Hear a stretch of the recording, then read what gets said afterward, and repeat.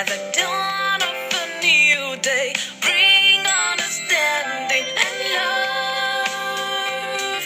Oh, inside,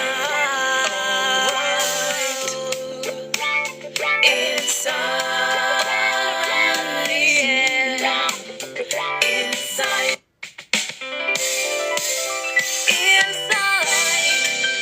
Bringing hope and make you feel alright. Rainbow, the promise, the future, and life. Let the light that's within me shine to the whole world, whole world. Light, let the dawn of a new day bring understanding and love. Oh, inside,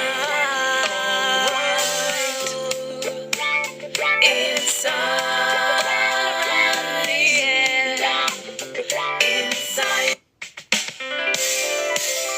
inside, bringing hope and make you feel alright. Rainbow, the promise, the future, and life. Let the light that's within me shine to the whole world, whole world. I see you, Amazing Grace. Uju, welcome. I am Nina. You are welcome. Good evening. Vito, Kanku, welcome.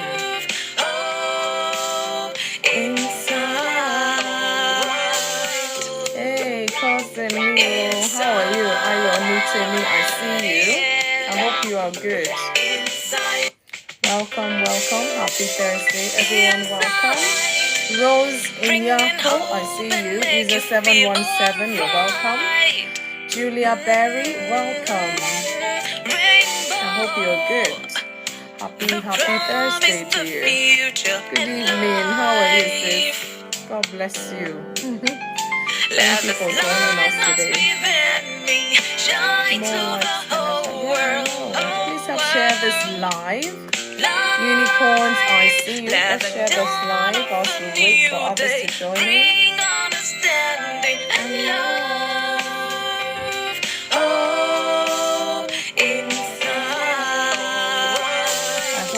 Thank you for the heart to me. Thank you.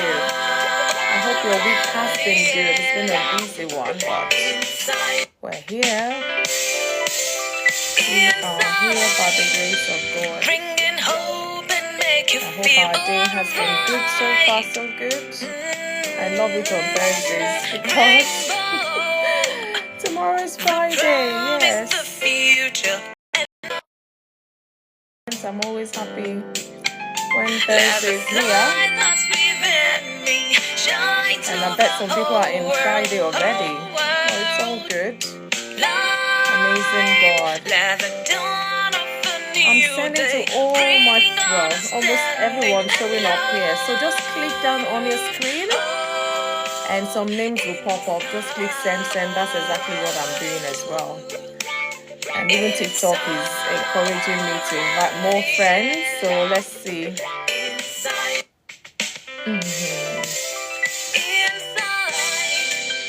Bringing hope and make you feel more money. Oh, I see you. Thanks for joining us. I hope you are good. Please help share this live to your friends. An interesting topic today. Here on Insight on Thursdays, we talk about marriage relationship topics. The one we tend to shy away from, and yet we want to enjoy that relationship.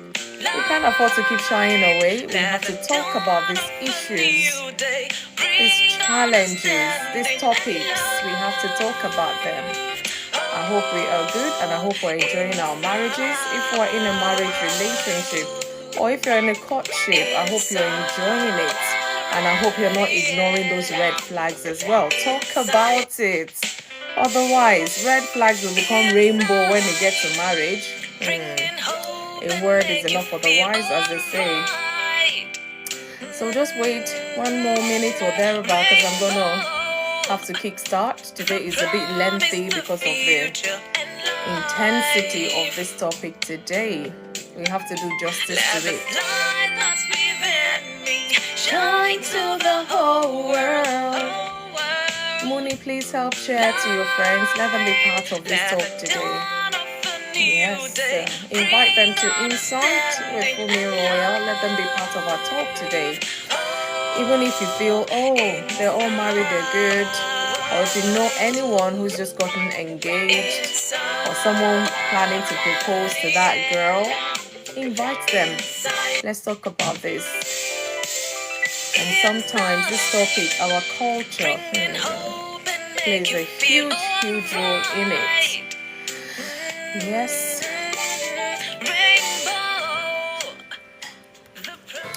Good afternoon, good evening, good morning, good night, or even happy Friday. Well, wherever you're joining from, welcome to Insight with FunmiRoyal. Today, it's a Thursday where I am. It's a beautiful day the Lord has made. Indeed, I have been rejoicing and I'm indeed glad in it. For some of us in UK, the weather has been so beautiful today. In fact, I even felt overdressed at some point because you never can tell. You might be leaving home and it's so hot and you just feel, oh, I don't need a sweater. And then just 2 hours out there, you find out that, oh my God, I'm freezing. So I just said, best be on the safe side. Pipe Delia, I see you. Thanks for joining. I see you, Jabek 40. You are welcome. Please invite your friends. Let them be part of our talk today. This topic is crucial for humanity, if I can put it that way. It's something that is affecting marriage institution. Kindness, I see you. Some believe in this, some don't believe in it. But I'm here to, help us look deep into this one husband, one wife marriage institution, as God, the author of marriage institution, planned it to be one husband, one wife. I put advantages of it, but TikTok, the space is so small. That's as far as I can put on there. But at least as we go on into the talk, you will get to understand where I am coming from. So I didn't want to just say monogamy as well, because I really like to break things down here. If I say monogamy, people might just walk by. I had to break it down: one husband, one wife. At least maybe that will attract more people and to help us engage in the talk today. I see you, user. God bless you. Thanks for joining. Jemmy147 or Jem147. I see you. Thanks for joining. Please help share this live to your friends. And if you followed me, guys, trust me, I will find you after this program and I will follow you right back. But please click down on your screen and names will pop up and just click send to all of your friends. I see you, teacher. I see you, Elizabeth. Thank you so much for joining in.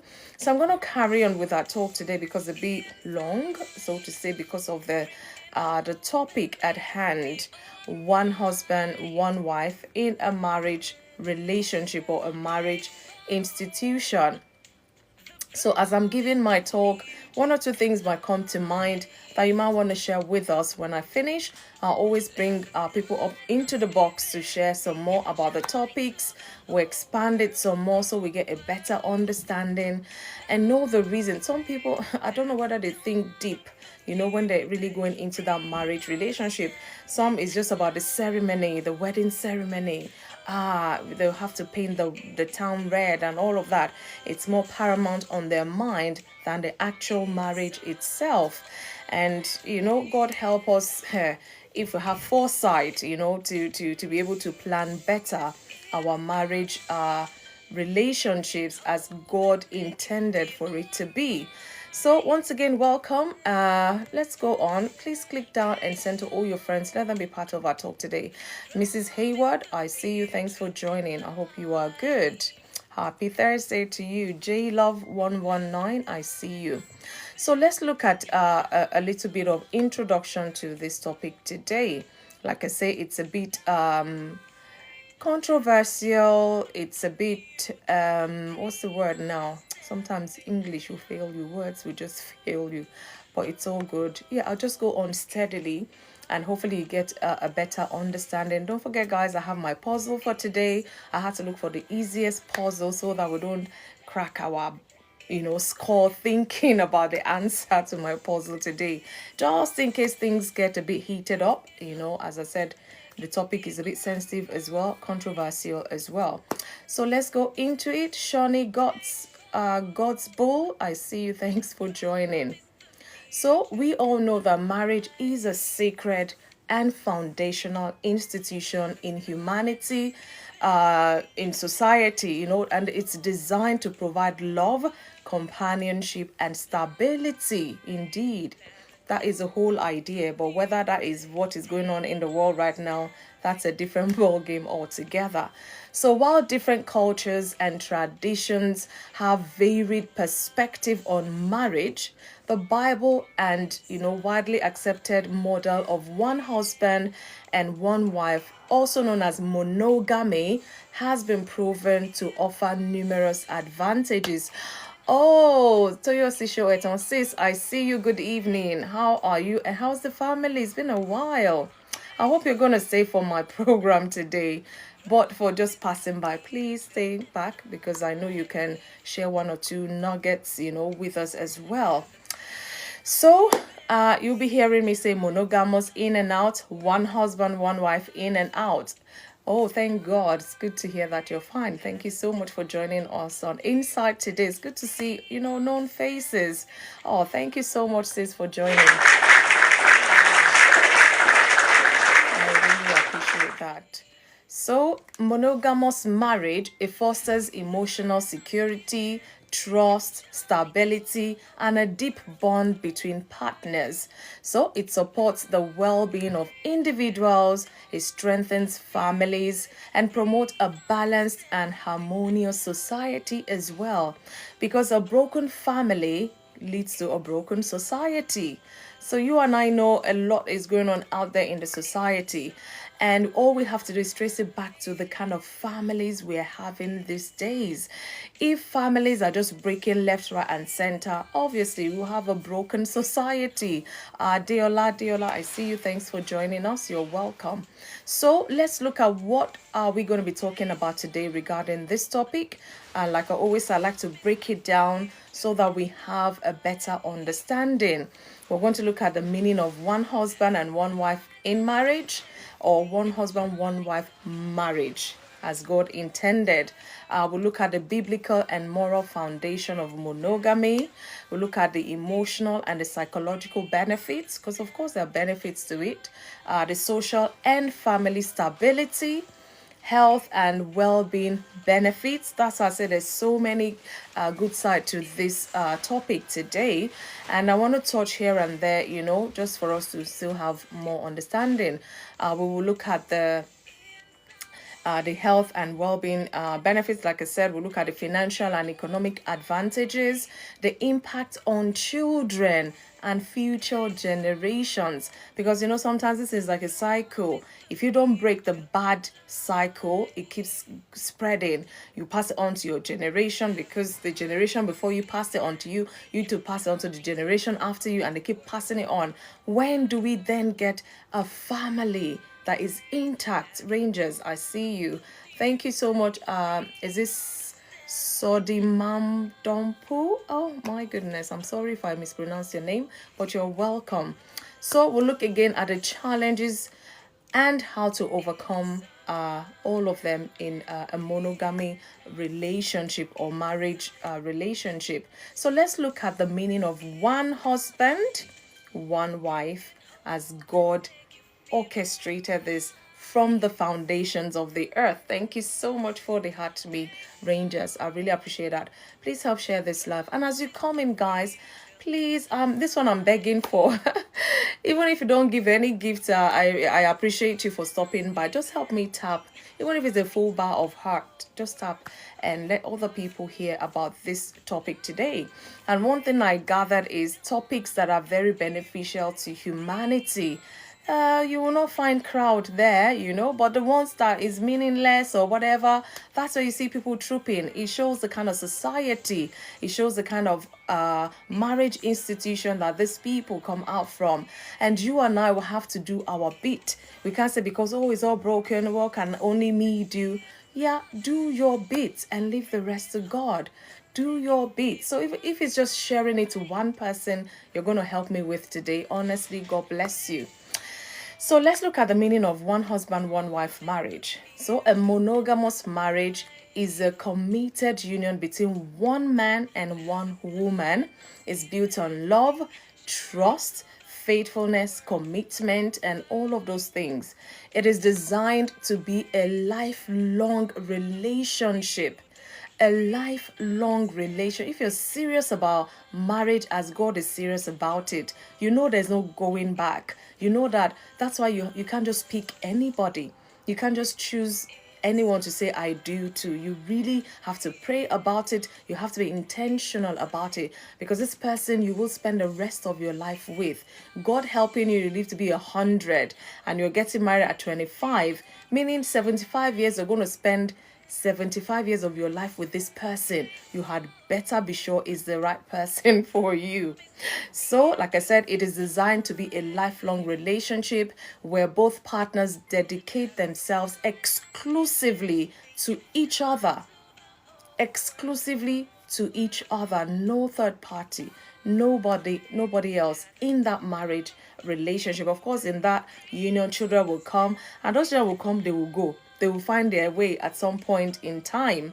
So where does that leave you and your husband, you and your wife? So be mindful when you go into a marriage relationship. So let's look at core features of a monogamous marriage.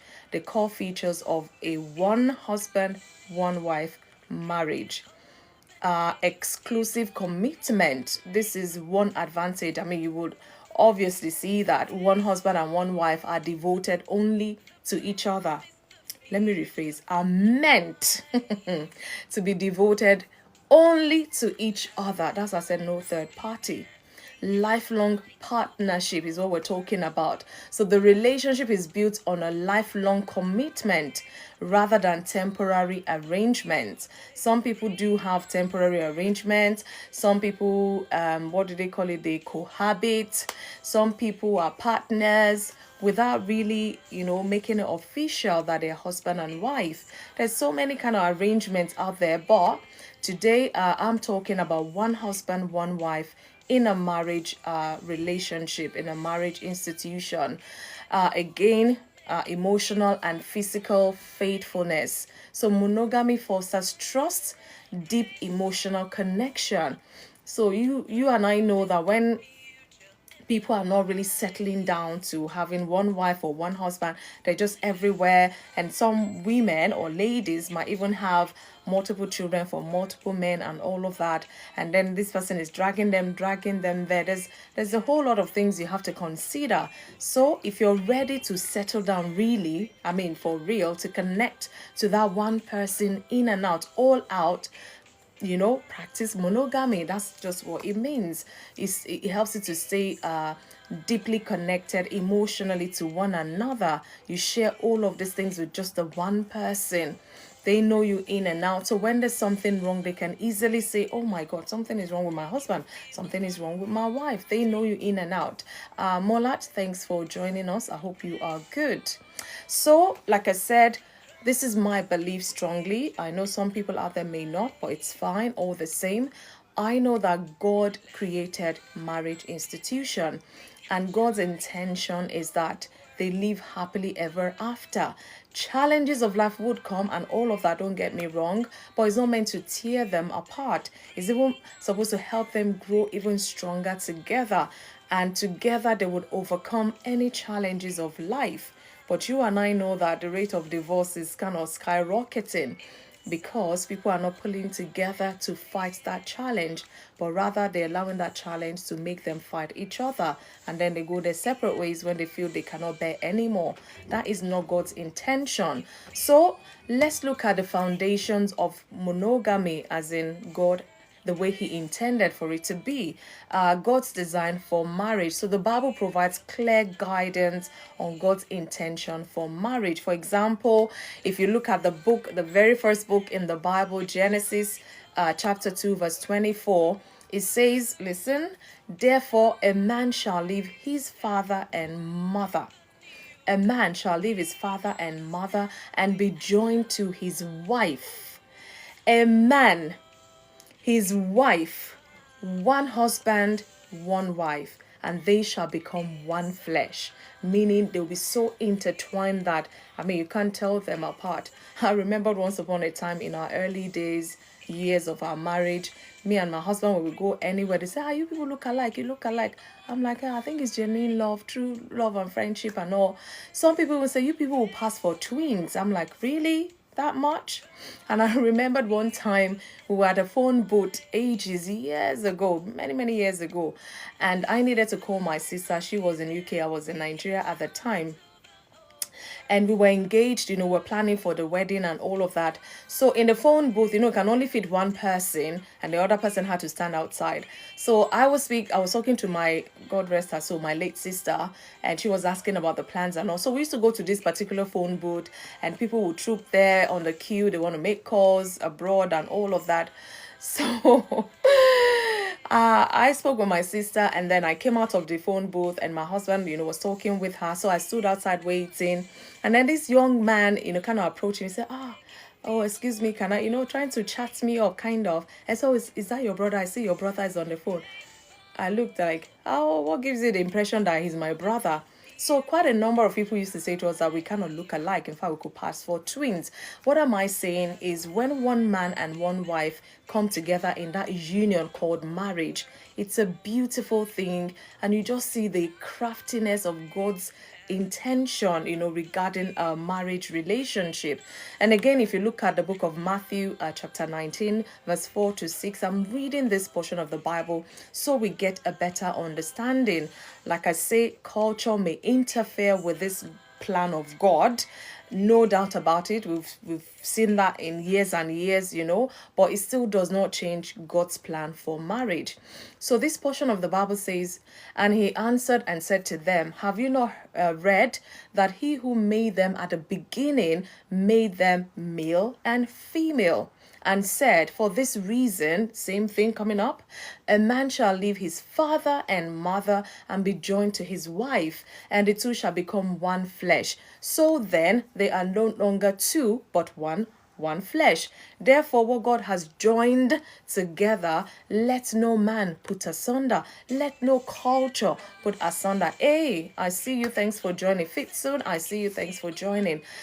So, God has joined these two together. It says, let no man separate, meaning you and your husband.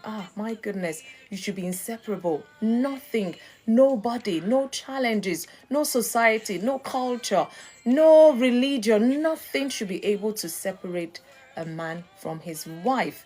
That is how God planned it. You should be there for each other, each other's personal person, as my people will say. So Jesus reaffirms this principle by stating that marriage is meant to be a lifelong relationship or union between a man and a woman.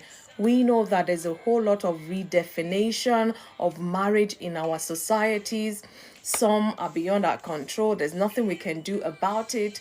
But what are you doing as an individual, as a person in that community, in that society as well? Are you following the crowd or you're following the truth that, the foundation has been laid even before you and I came into existence? So it's amazing. It's amazing. If you're just joining, you're welcome. Good to hear from you, I want to believe he's a known person, but it's all good. You're welcome. Blessed Megs, I see you. Welcome to Insight. So the blessings of monogamy as stipulated or as mentioned in the Bible, if you look at the book of Proverbs 5:18 to 19, encourages faithfulness and joy in one's spouse, meaning open your eyes, shine your eyes before you say I do to that person, because you can't keep saying I do, I don't, I do, I don't. Hello, is it possible to have more than one? Of course, people are doing it, But is that what God planned for marriage? No. God's plan for marriage is one husband, one wife. And that's why I'm, talking about this today. And like I say, I'm here on an assignment. This is God's word I'm bringing to us. Even if you're not a believer, you sit down and weigh it. You want to share your heart with three women, say, for example, a man, because these days is only, well, the popular one is a man marrying as many wives as possible and all of that. Do you think there'll be peace and harmony in that home? Do you think you can love them equally as a man? So I think maybe it even depends on your religion. Some religion may kind of encourage more than one wife, but I'm here in the capacity of a Christian, a Bible-believing Christian who is born again, who believes in Jesus as her Lord and Savior. And I read from my Bible, and I've been studying this for the last 30 something odd years. And I can tell you categorically, this is God's plan for a marriage institution. Whether people take more than one husband, more than one wife, nobody's going to force them down not to do that. But whatever the consequences, they would have to bear that. Ima Love, thanks for joining. So obviously, people do marry more than one. I tell you. And some countries or some nations officially would not allow that. You can only, if you want to marry more than one, you have to divorce one and marry another. And some countries, they allow you to marry as many as you can. They're not holding you down. So it depends on where you find yourself and what you want to practice as a person yourself. And again, if you look, I'm not going to read that, but just to mention to you, the book of Ephesians 5:25 to 33, because the lengthy one, it speaks about the love and respect that should exist between a husband and a wife. So what about cheating? That's what we're saying. You've just said it, cheating. It means it doesn't belong to you. You might as well say stealing. People say, okay, I'm one husband and one wife, and they are married and they're together. Challenges of life comes, they decide to go outside of that union. It doesn't make it right. That's why we're here talking about this. Of course, people do cheat, sometimes multiple times. People do cheat in their marriage. But why? If you want to cheat and you think it's a good thing, why can't you call your husband or your wife and say, I'm going to sleep with that person, okay, just to inform you, and off you go. And you think your husband, well done, my wife, go and cheat. You're good. You know. Why do they hide the cheating? Why do they keep it a secret? If it's a good thing, let's be reasonable when we're, reflecting on certain issues. We want to eat our cake and have it. My husband pisses me off. I piss him off. That doesn't give us the liberty to say, okay, this period you're pissing me off, I'm going to go out there and do whatever. It doesn't work like that. You have to remain faithful, committed. You have to be tolerant. You have to be understanding. You have to be forgiving. All of those things. That's why I always say, if you're not ready for marriage, please don't dabble into it. Don't make another man's child suffer with you. Or don't make them suffer because of your attitude or way of life. No.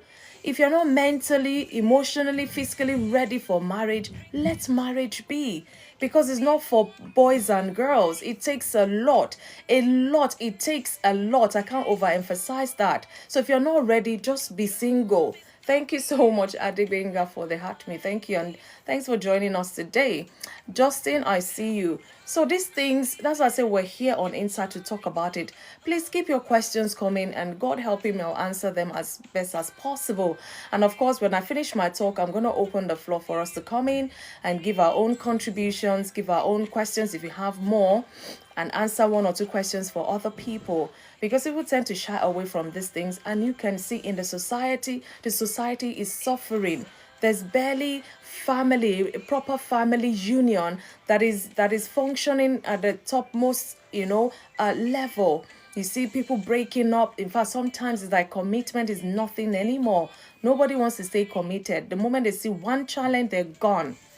And then they go and divorce, and then they remarry again. Who tells you it's going to be a bed of roses? Those things you ran away from, you probably meet times two in the new relationship.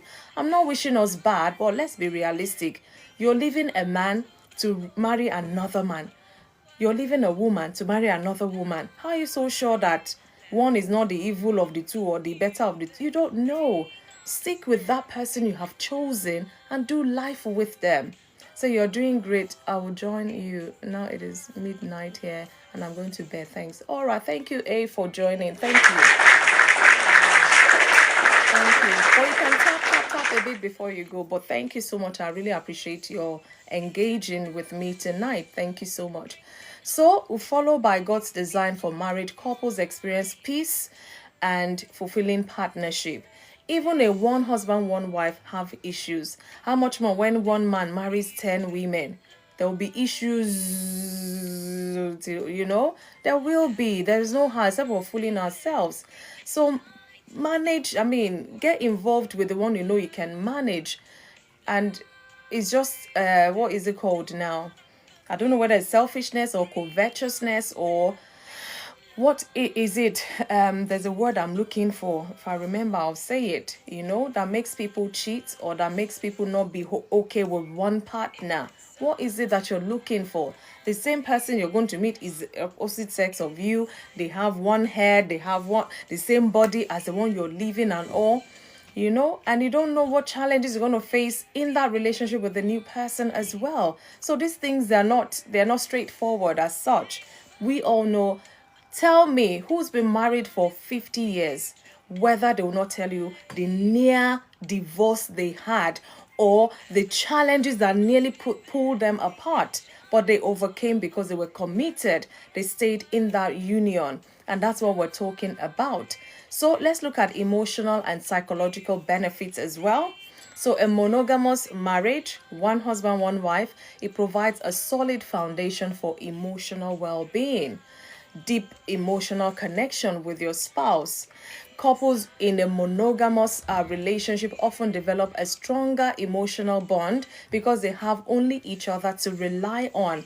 But when a man or a woman has loads of people to rely on, she's neither stable with this person emotionally, she's attaching to that one emotionally, she's all over, she's spending and overspending herself or himself to all these people. But just imagine it's just this one person, you're relying on and is relying on you. You would have all the time in the world to build that emotional connection with this person, very deep one at that. Do you know that sometimes you look at it, some couples, they're so close that in their old age, because they've lived all their lives together, like almost all their lives together, you just find out that maybe the man dies at 89 or something, and barely a year after the wife will die, because they just feel like it's like I'm gone already. The moment their spouse leaves, they can't function well. They will miss their partner to the point that they don't want to live anymore. What's the point of living when their loved one is gone? And in not less than a year, sometimes 6 months, sometimes even before then, they're gone. They just die. They will sleep and not wake up. That's the end, because they just feel like, no, I must go and meet my husband or wife wherever they are.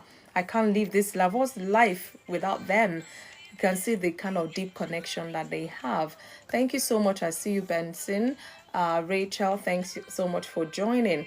So couples in a monogamous relationship, they develop a very strong emotional bond because they have each other to rely on. They build a history of shared experiences, shared memories, and growth, which strengthens their love over time. I remember, because I got married quite young. Sometimes I say when I'm a bit upset with my husband, I'll bring out the old photos and just see, hey, I'll laugh. I say, hey, look at me when I got married. Look at how tiny I looked. But look at me now.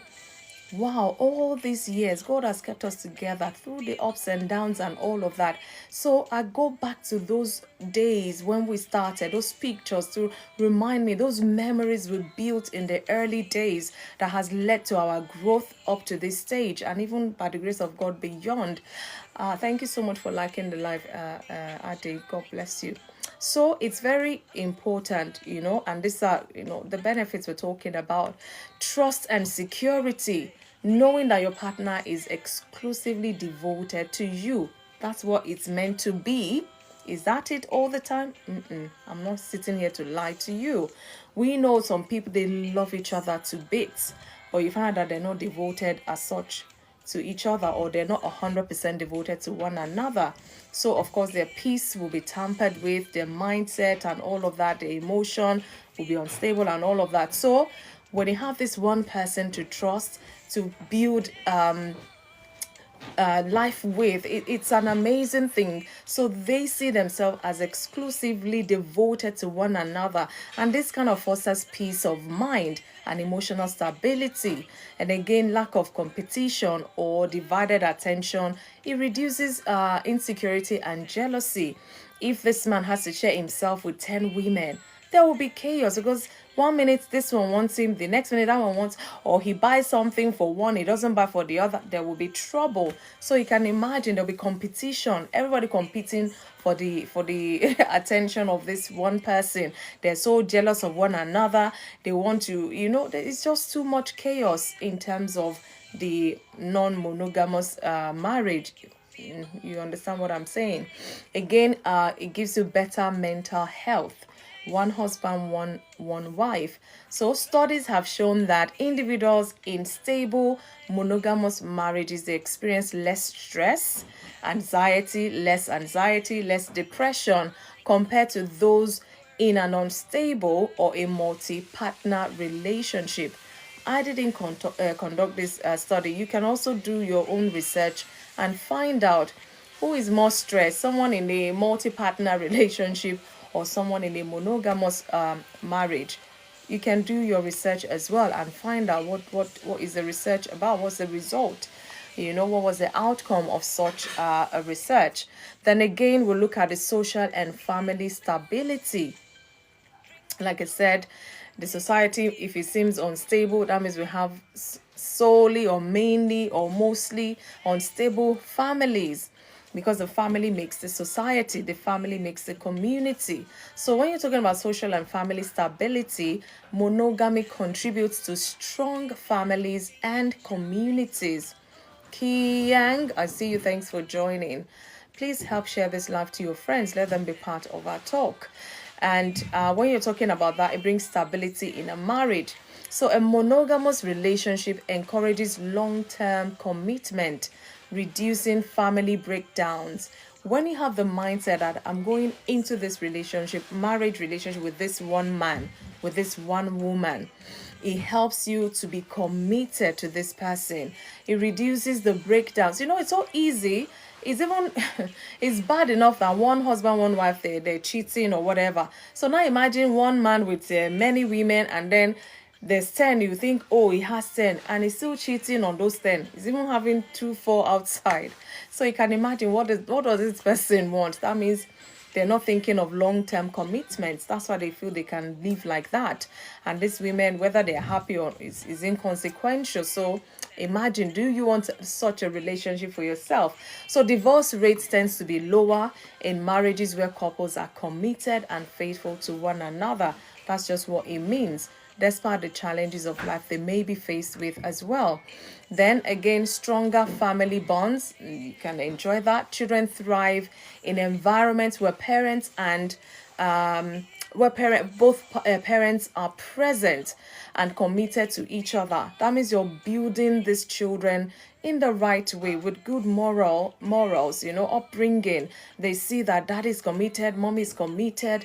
They are also being built to be committed as well, because one day they're going to pack their bags and go. They're going to join their own husbands, they're going to join their own wives, and it's the way you have built their mindset, the way you have brought them up is what they will carry even en masse to wherever they're going.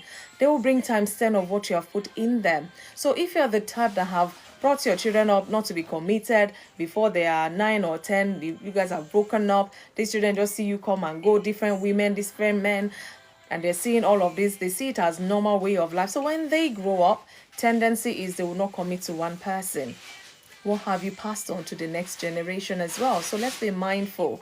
So a united home provides a role model for children, teaching them the values of love, respect, dedication, commitment, compromise, tolerance, all of those things. Are you teaching those children to help them have a stronger family bond mindset? Then again, positive impact on society. We're talking about one husband and one wife, advantages of it. That is monogamy. But I say I really don't want to use that word monogamy. I want to break it down so that, because monogamy has so many faces in our societies these days, and that's why I've just had to put it out there: one husband, one wife. So, communities with strong monogamous families experience less crime, as I've gathered, stronger economies, and greater social harmony. Faithful long-term relationships create a sense of belonging and support, and this kind of spreads beyond your family, it goes into the society as well. So you have people who are stable in the society, you have people who have a sense of belonging in the society, helping to build a very strong arm of the society. You find that you have stronger economies because these children are brought up in the way they ought to have been. There's less crimes because they're considerate of another person being robbed of their property or something. So you can imagine it goes beyond just that your nuclear family, it goes beyond that. So are you mindful regarding that when you're thinking of going into a marriage relationship? Some people, they've planned, by 10 years I should have finished marrying all my 5 wives, all my 10 wives, or whatever. I wonder if they plan all the consequences that comes with that as well. So let's look at health and well-being benefits of one husband and one wife. Health benefits and well-being of monogamy. Yeah, I'll say it. I'll keep interchanging it. Reduced risk of sexually transmitted diseases, all those STDs. So monogamy significantly lowers the risk of STDs since partners remain faithful to each other. Well, at least they're supposed to in this relationship. Be faithful to them, so there's no risk of you carrying one disease from somebody and passing it on. If that happens, that means somebody have cheated, and it's not something you boldly come out to say you have done. So why get involved in the first place? You might be upset with your spouse. Yeah, if you need time off, you want to cool off, go away, spend time for yourself to gather yourself and all that, but avoid extramarital affairs, because it never brings anything good. I've heard of cases where people, one time, they'll say one night stand or whatever it is they call it, one night they go and just have their way because they are upset with their spouse, and the one night they carry HIV and they did not know because it's not written on anybody's face, and then they come home and then they'll still make amends with their spouse and they sleep with their spouse and pass the HIV to their spouse as well.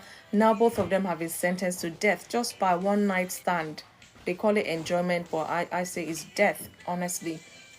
So if this happens, as in when people, it lowers the risk of STDs, like I said. So this promotes better sexual health and overall well-being for the husband and for the wife, even for the children, because if care is not taken, such disease can be passed on to the children.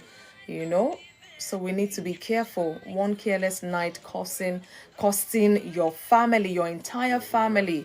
Whose account do you want to put that? I wonder. Then again, longer life expectancy. Again, studies show that people in stable monogamous marriages, they tend to live longer and healthier lives. So I gathered.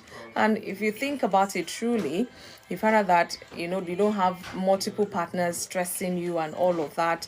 You're able to concentrate, eat well, be healthy and all of that, compared to when one woman is trying to feed you carbohydrates, another woman is trying to feed you protein, another one is trying to feed you whatever. How healthy would you be? Be careful. One will say you must drink burukutu, another one will say you must drink coke. Before you know, diabetes is knocking on your door. So be mindful. And again, it says that they experience less stress, better immunity, and improved mental health if you stick in a monogamous marriage relationship. And again, emotional and physical intimacy. So trust and exclusivity in marriage allow couples to enjoy deeper levels of intimacy and emotional connection. Like, whatever you want to go out there to experiment with whoever, experiment with your spouse. Be open, be friendly, be communicative with them, and they might just understand where you're at. Instead of going extramarital, which will never bring any good result anyways. So why not experiment with this spouse you have? You have till forever to do whatever with one another. Whether you're sad, you don't talk to them. Whether you're happy, you're talking with them. Do life with this person you have chosen. So are you connected emotionally? Are you connected physically with this person?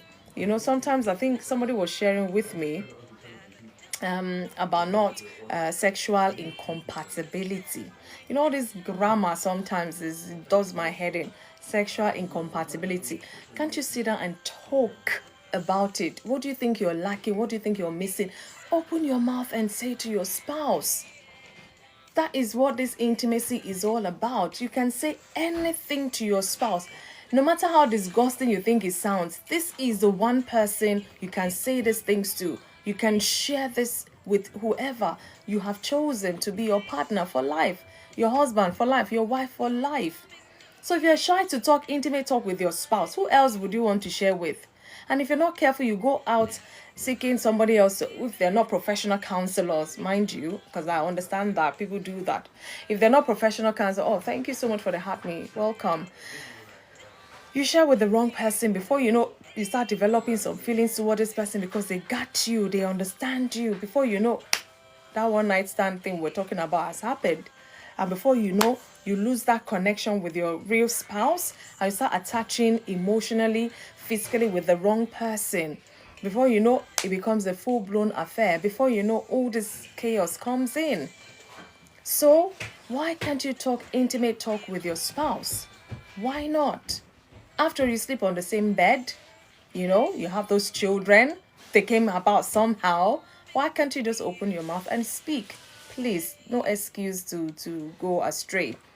So again, we can look at the financial and economic advantages of monogamy, because monogamy supports financial stability and growth.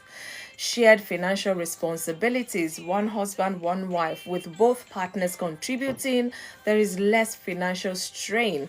That's why I would say, don't say my better half or my better half, my better whole. He's bringing 100%, I'm bringing 100%. And together, 200%, yeah, is better than 50-50 that makes 100. 100 is lesser than 200. So why would I say my better half, my better half, what now? Yes, my son is here. Yeah, you know, I thought you were coming to have this program with me, you know. It's all good. You know, shared financial responsibility is supposed to be, but you and I know that most divorce cases is based on financial, maybe I should use incompatibility now, I don't know, financial issues. Because they can't see eye to eye. Maybe one is a spender, doesn't care whether you save or not or whatever, or one partner is not contributing their quota and all of that. It just brings all sort of issues. And if they don't handle it well, it can lead to divorce as well. So now imagine that's one person, one husband, one wife. So now imagine one husband and many wives, or one woman with many partners. How do they want to combine their financial responsibilities? Or this person need that you are the man now, you have to provide for 100 women. God help you if your business is booming and you can provide. What happens when the chips are down? What happens to the financial commitment to these people?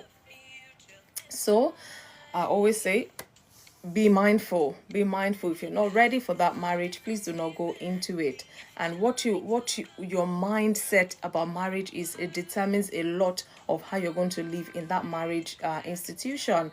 So you can plan for the future together, you know, by buying a home, saving for retirement, or investing in your children's education. Doing this together is just you and your husband doing this together. Not like, okay, you have this children wants to earn this one from this woman, that one from that woman, and the man is like financially drained because maybe the women are not working. Even if they are working, they'll still come to the man for financial support.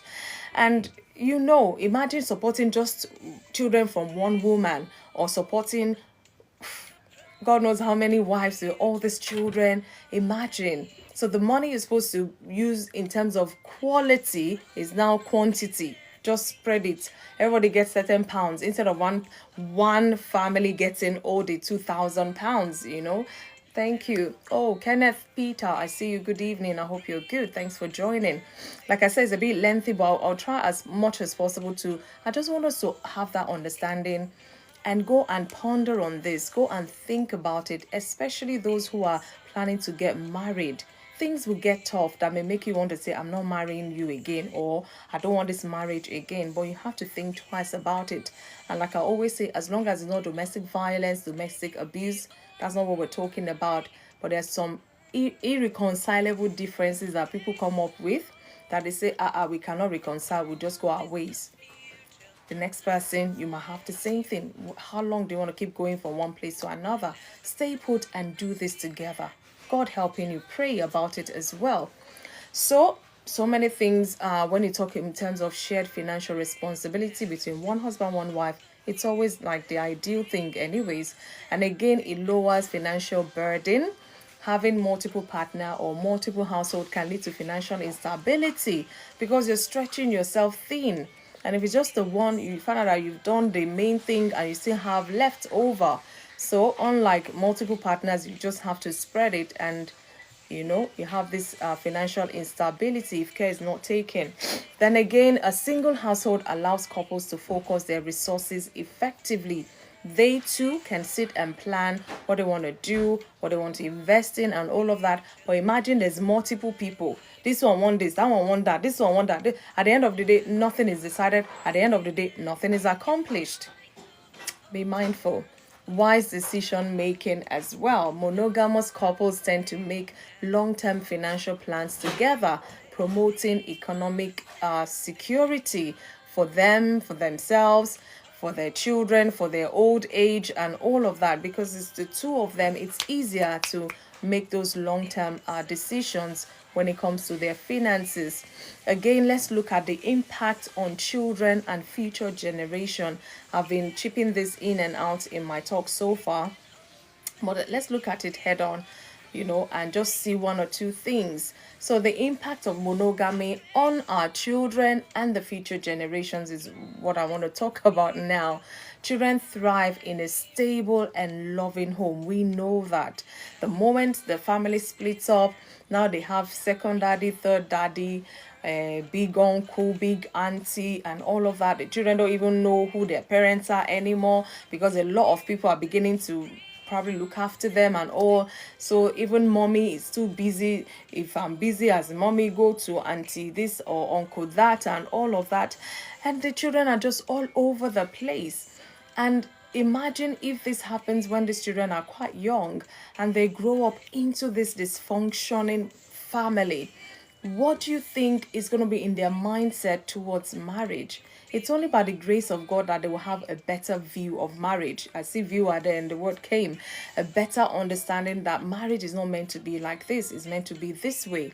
But is that they're going to have good role models to show them that mom and dad may have failed in their marriage, but this is how marriage really ought to be.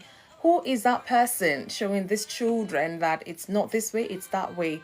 And they grow up to becoming adults with that mindset, and they're not able to commit to a relationship, or when the goings are tough, they just call it quits. Bumi, I see you. Thanks for joining. So it's very important because children get impacted and they are imparted with the wrong idea of marriage. Again, like I said, emotional security for children, a stable home, one father and one mother, it reduces confusion and emotional distress for our children. I know of a child once upon a time that could not cope with, being tossed back and forth, go to dad, mom don't want you, dad don't want you, back and forth. And this child just contemplated suicide. Like, nobody wants me, let me just die and go. But for the grace of God that kept this child. So kids from monogamous family are more likely to develop healthy relationships in the future if we do things the right way. Thank you so much for the heart to me. Oh, thank you, A13. Thanks for joining. So it's very, very crucial that we try to be good examples to our children and the generations after us. Because fine, you have your biological children. At the same time, you have some children, goddaughters, godsons, children in the society, mentees and what have you, and they're looking up to your marriage. and all of a sudden you just call it quits, you will break their dream. You will break them. Something will break in them as well, because they've so looked up to you, and they feel that, this marriage, at least I want to be like this when I get married. And then there you are, you two calling it quits. So let's be mindful so that we don't distress our children where marriage is concerned. So, better moral and social development, it helps with the children. Monogamous marriages, or one husband, one wife marriages, set a strong example for children about love, about commitment, about respect, and all of that. These children grow up to become responsible adults who contribute positively to the society. I know, life is hard. Sometimes you might even grow up where mom loves dad loves mom till, they're old and all of that. And then you grow up with that mindset, or you don't know who you're going to get married to. They might be from a broken home. And you be like, okay, at least you know what love is about and all of that. You want to spread it, bring this person on, but they're not committed because they never saw commitment. And there goes the problem. So if you don't have what it takes, even as someone who has the right mindset, you might just be, your that right mindset might be changed by whoever you entangle yourself with.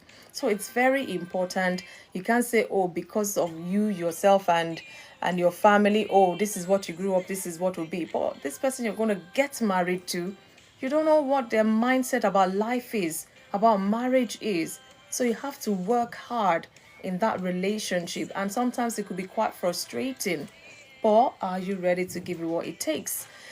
So, winding down gradually, challenges and how to overcome them in a monogamous relationship or in a monogamy marriage. Even in a monogamous marriage, challenges would arise. There is no doubt about that. But let's look at how to overcome them. I'll just mention them briefly, and how we can overcome them because of time. Communication, almost every week we say that here. Communication is key. Regular, open, honest conversation strengthens relationship. Because otherwise you just sit and be assuming your spouse is thinking this, and then there'll be problem, there'll be chaos. And before you know, you've left things for so many years and now it's exploded. And they're saying, I want a divorce. You want a divorce. I want separation. No. Be open, be honest with your spouse. Talk about anything, everything, because this will strengthen that relationship. Listen to each other's concerns. If you do that, it kind of fosters mutual understanding. Because I will not sit down and just assume my husband should know what I'm going through now, what I'm thinking. He should do this. I'll just imagine and assume for life, because he's not a mind reader. Even the ones that he says is not always right, it's not always, that's not what I'm saying, you're saying that. The ones he hears, he has not even understood, let alone the one you have not even said. Use your words. You're not paying to use your words, are you? Not that you're going to go bankrupt. Use your words. Listen to each other's concerns, because this is very, very key. I'm talking about challenges and how to overcome them in a monogamous relationship, in case you're just joining us. Keeping the romance alive, husband and wife, one husband, one wife. You can talk about, like I was saying earlier, intimacy. Talk about everything, anything. If you think you're not romantic enough, what can I do to make it better?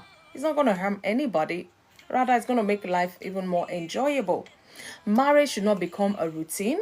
Continuously invest in romance and quality time together. I know the busyness of life sometimes will stifle this out of that relationship, but we have to be intentional. If you say, when was the last time we went out? And you're thinking, meaning 3 months, no, 6 months, there's a problem. And I'm not saying you have to spend money or be expensive about it or extravagant about it. No, it could just be a walk together holding hands. It could just be a coffee in that cafe next to you or close to you. It doesn't have to be anything too extravagant, like I said. But have you taken that time to doing that? Or you just sit down and talk late into the night? Everybody's sleeping and you're still giggling and talking and all of that. It's good. Quality time together. It's very good. Small gestures, date nights, compliments, surprises. It keeps the love going fresh.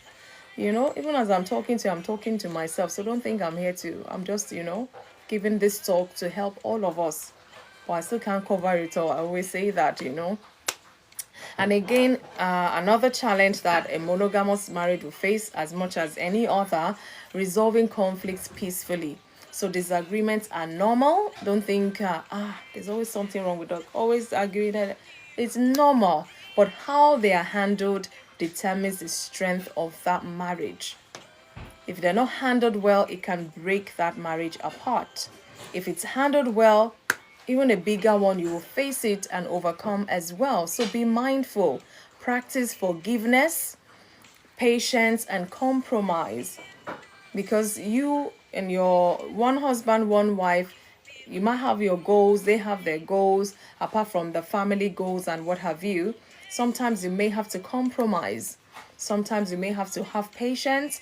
Maybe the wife will have to do something first before the husband will do his bit. All those things, it matters a lot. But now imagine there's multiple partners. You're waiting for this one to accomplish that, waiting for... Maybe you'll be old and gray before your turn comes to accomplish something. But if it's just the two of you, it's a lot easier to manage. And again, strengthening spiritual and emotional connection.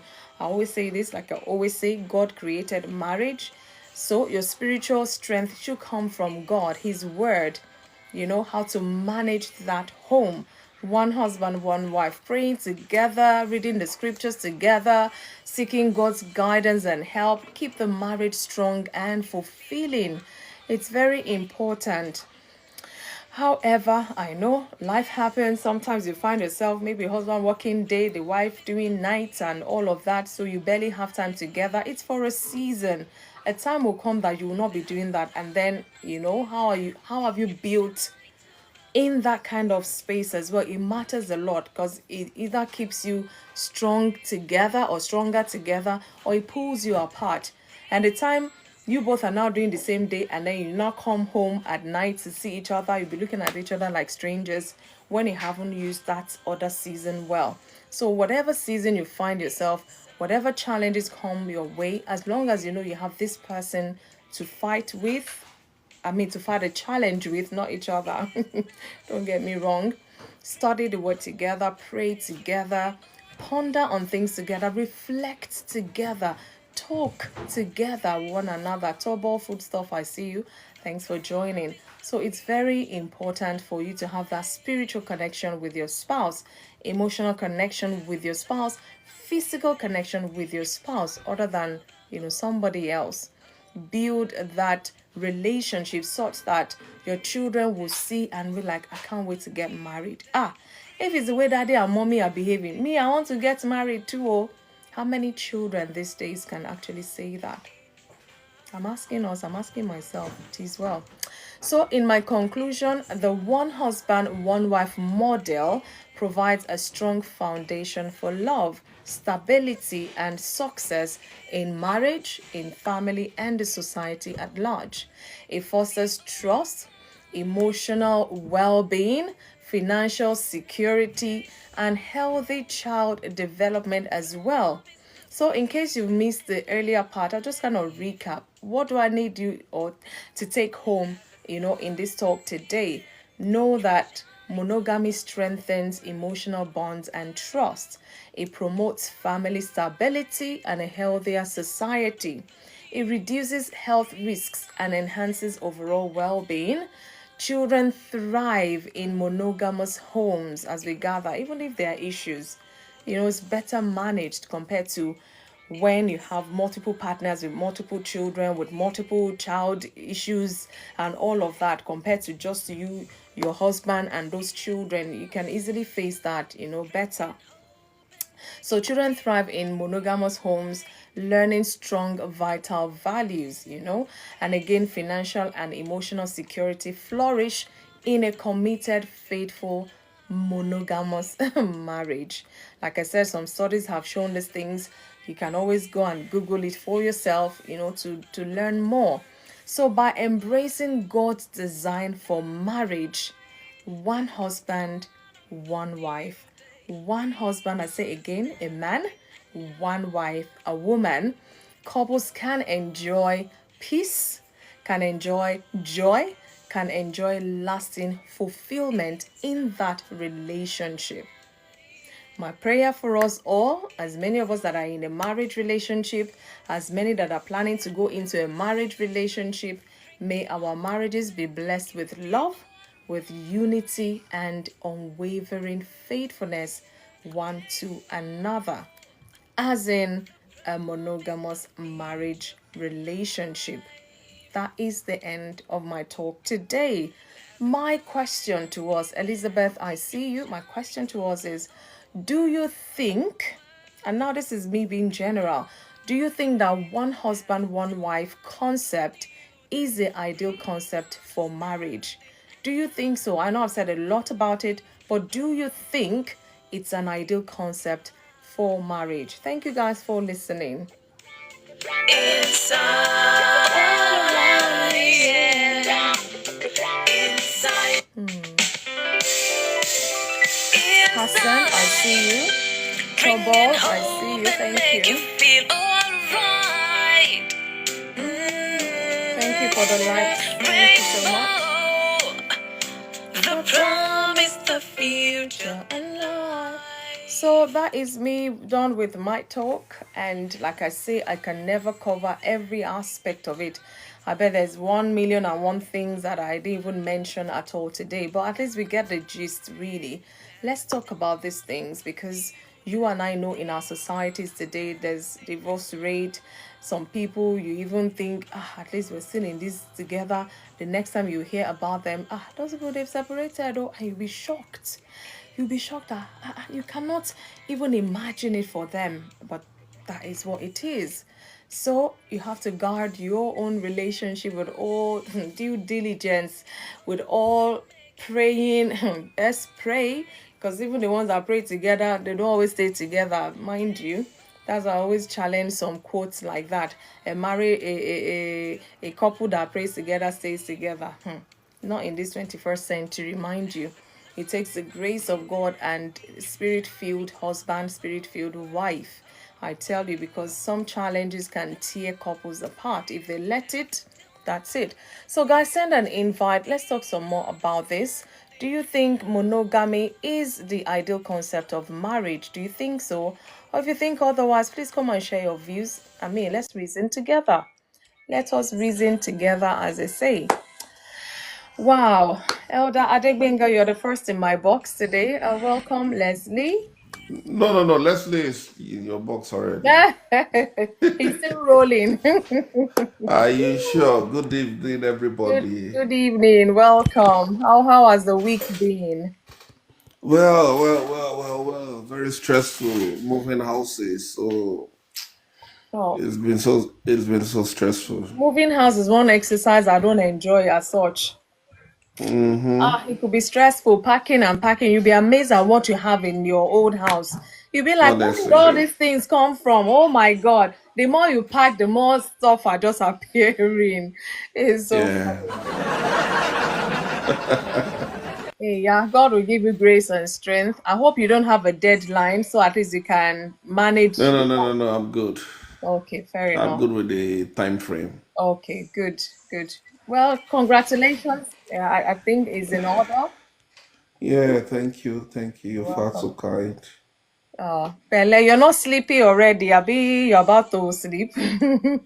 No, I'm not. Okay, that's good. Thank you so much for joining. Elder Yeah, Leslie, thank you. evening. A13, I see you. That Leslie, I missed you last week. You're welcome, sir. Yeah, thank God. Thank God for life. Hey, one man and one husband, oh, and Hmm. one wife. Hey, that's so. Well, Eddie Guns, I see you. our able host. Hmm. First of all, I'm a man of compliments. I know. Don't I make me will, start blushing now. oh, Renee Winters, where thank is you the for. other debut? Other debut come online, oh? Don't worry, she's coming. Maybe she and Adasa are just in a in a banter Possi- of words. Possibly. Well, firstly, we thank God for keeping us up till today. Oh God, yeah. Um, we thank Him for bringing us to this topic. Mm. You know. Elder, you're The yawning. it's not the yearning for sleep. Okay, Just okay, okay. I'm actively upright. Oh, I see. Okay. Yeah. Yeah, okay. So you know, firstly, I would at times the way I study in my own will Yeah. uh, is first of all breaking everything down. Okay. You know, one husband, one wife. Mm, I have a man in my estate back home in Nigeria. okay. He is one of the justices in Nigeria, Oh, okay. and in his Oh, maybe home, so Sarah. he is a Muslim. Fatima, I see you. And during the construction of his home, I was there. Okay. So he has his own master bedroom Mm, to himself, and he has a mini flat to the wives. Sorry, okay. you know, Wife or wives? wives. Okay. You know, and then I look at it. Then he has boys' room and girls' room. Mm. He is a Muslim, like I said. Oh, okay, okay. Yeah, you know, looking at the stress and the burden, the size of his room, and what he has prepared for the wives. Mm. In the case of an emergency, Mm-hmm. nobody would know if not invited into his room that Really? anything had happened to him Ha. in there. You know, Mm. and when we are looking at the structure of a Christian home, the good thing is on this platform, marriage is discussed in view of a Christian home Yeah. because even an herbalist will tell you they have their own way of doing conducting marriage, which they have no practical way of. Mm. They have no way that okay, this is what is expected, this is what to, you know. The concept of marriage is scriptural. Mm-hmm. It's so what the Bible teaches is what we are trying to practicalize in our homes Mm. as a Christian. You know, when we look at the other religion, Mm. oftentimes we notice that there is there is a warfare always going on. Like the children of the first wife Mm. But versus children of the second wife, or so and so on and so forth. They keep going, doing all manner of things that does not even glorify the home. mm. Mm. Interesting. The concept of marriage between one man and one wife is deeply rooted in the Christian way and the Christian teaching. Mm-hmm. Marriage is viewed as a sacred union ordained by God Himself. Mm. And as we know, the Bible extensively speaks about marriage and also guidance towards marriage. Yeah. And if we look at the books of Malachi, Mm. Malachi 2:15 or thereabouts, Okay. God refers to marriage as a covenant and a solemn covenant it is. And if we look at the book of Genesis 2 precisely, usually I read from 18 to the end, but in between there, for the reason a man will leave his mother and father and cleave Yeah. to his wife. You see, that No, cleaving is no very, wives. No wives, but wife. not wife, yeah. Yeah. You CJ, I know, see you. this is what God expects Mm, and wants from marriage. mm, Yeah, you've said a lot mm. as regard relationship in marriage. If without relationship there cannot be marriage, let us know that. Oh, So even in a marriage, you are still in a relationship. yeah. Yeah, that's the fact. You know,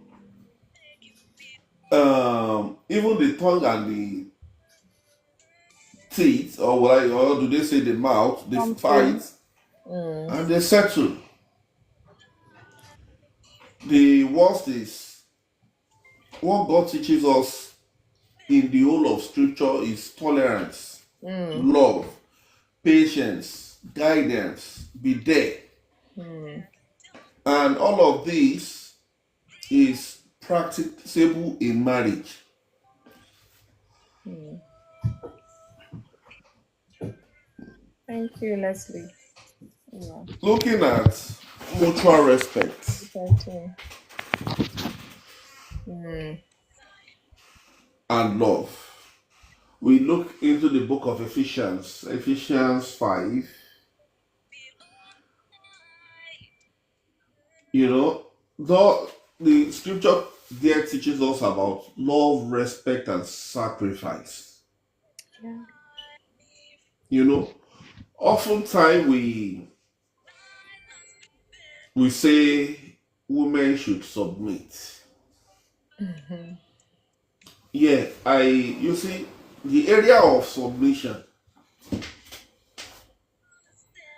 has to do with what we practicalize.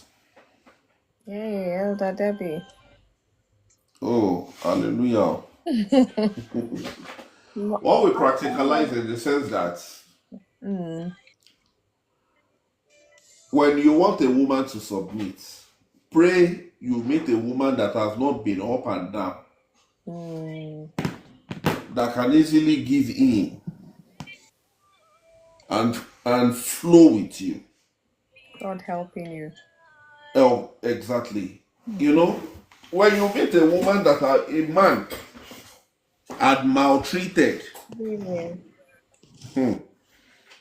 it's going to be very tough and challenging. Oh, my welcome. Mm, But if the both of you put yourself through teaching and learning, yeah, believe me, you can always overcome together. yeah. And as you rightly said, there is no day we can have any of our meetings without discussing communication. Yeah. You know, You can even in the fact that uh, there are issues, do mm, not lose the ground of your communication. yeah, yeah. We know that it's not easy to cohabit. Tell You me might be about coming from work pressure, you might be coming from any other pressure. mm, You don't have to pour that on your man or your woman. mm, You must learn to find a common ground yeah. where even if you are still fighting, you can easily say, what about, the moment you say, what about, solution is coming in a little by little. Yeah. You want to use that what about to change the topic. Mm, immediately. What about so I don't the woman don't understanding what she's still dragging my sister. What about what I'm arguing about? They are still not talking about You know, but Grace. joyfully. Um, my prayer is everybody who pack their loads Hmm. for a reason to go to another home to call their abode will not have a reason to unpack again. Hmm. Just like the stress I'm going through moving home now, because the stress alone is not easy. Tell me about it. Just moving home, it's not that someone is breaking relationship I and know, let alone. yeah. So there is a lot to it Hmm. emotionally. Hmm. You know, Hmm. Good evening, Doc. so when you pick, okay, I have this friend and a colleague. Um, he does some services work, cleaning service work. Okay. And they went somewhere one day to clean, Hmm. only for him to get there to find brand new jackets, two of it, brand new bag, still in nylon, and they asked him to go and trash it. Wow. Oh, luckily for him, the two that fits in, he picked. He Hmm. picked the backpack, and I don't know what else. You know, These items are still brand new. They've never been used. Wow. You know, but in the sight of the owner of the house, they are rubbish. So the role of the husband, Hmm. Elder, if you don't mind, you'll be rounding up so that we can, let other I'm people. actually doing that as I'm Okay, thank you. talking to Thank you, you. Thank you so much. is to lead Mm, and also to understand that leading is to carry along the follower in whatsoever he is doing. And the follower should also know that they cohabit together yeah. and also learn to take matter. Fine, I have some people who the husband will tell you XYZ and at the end of the day will do WXYZ. Hmm. But when he wants to get your attention, he will come and tell you and discuss with you what he believes you want to hear. Hmm. That is a manipulation. So Mm, faithfulness and commitment is very, very key. And lastly, I would end with forgiveness, reconciliation, mm, and most especially intimacy. mm. Intimacy is very, very important. Yeah. So thank you very much. I Thank leave the floor. you. Thank you so much. You said a lot, which I really, really appreciate. And on this platform, we're believers. Most of us are believers. I want to believe. And even if you're not a believer, we want to hear your views, because we know the society is filled with so many kinds of people, different cultures, different backgrounds, and all of that. But in a platform like this, people join from Nigeria, America, Africa, and all sort of different places. So different cultures maybe. But in our talk today or concerning this topic, do we think that one husband, one wife concept is the ideal concept for marriage? I want us to break it down some more. Come share with us because we really want to explore this. Has it worked? Is it working? Will it work? Elder Adegbenga, please come back. Don't drop off. Okay, maybe I'll bring other people and then you can come back later. But thank you so much for your contribution. really, really expensive, his contribution. Thank you so much. Leslie, you're the second person in my box, so I'm coming to you. I don't know how much of the talk you heard, and I don't know if you want to start off with a question, or what do you think about one husband, one wife concept of marriage?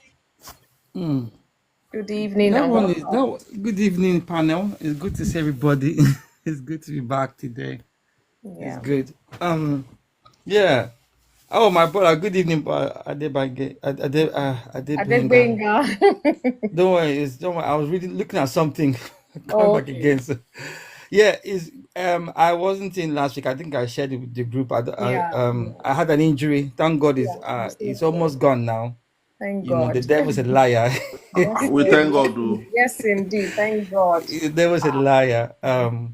Yeah, so we thank God the hand is pretty much almost there now. It's Okay. not, but sometimes if I forget that it's still recovering, I might just do something and then the pain will come back quickly. And okay, it's almost gone now. But yeah, Thank God. yes, I really believe in one man, one wife, and it's not my opinion. I think God has proven it universally that Oh, that's the only thing that works. Many have tried. They have tried and it never works out well. Even even those who are claiming that the Bible allow it don't read the Bible to understand it. They're just reading surface level. But God never really said a man can marry multiple wives. He always the model and the institution he set from the beginning was one man, one wife. That has been the standard. But because of how things when man fell, God have to work and accommodate the fall because God is very real. You understand that sin came into the world and he wasn't going to just destroy humanity because of sin. He had to walk through it, knowing that he had a greater plan. He had already prepared redemption, but he had to play things through.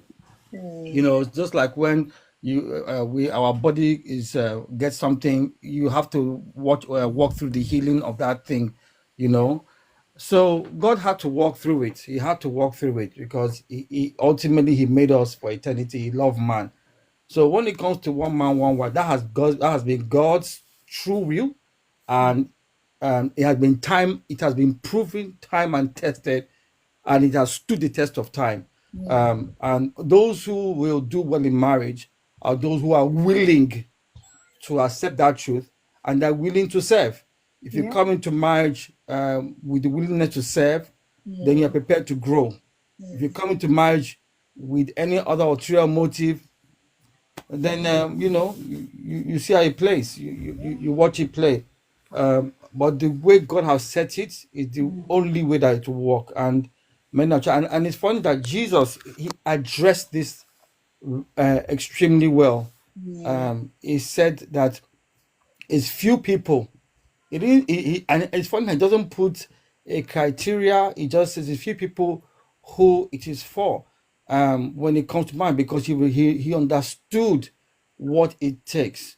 There is for the men, the Bible says that we should love our wife to the point of death, Yeah. and that's what the Bible says. So there is a point in our marriage life as husband that we have to again and I don't believe he's saying that physically first of all, or else every man that marries will just have to die just to feel their love. That's not what he really No. means. He But died for us already.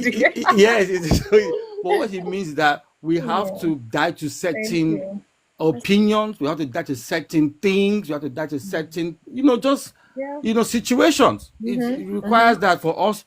The good news is that we experience new life, Yeah. we experience a new way of doing things, we experience a new way of seeing things. That's what happens. But the Bible has been, it has been time and tested, it has been proven true. Psychology, psychiatrists, through the ages, it has stood the test of time.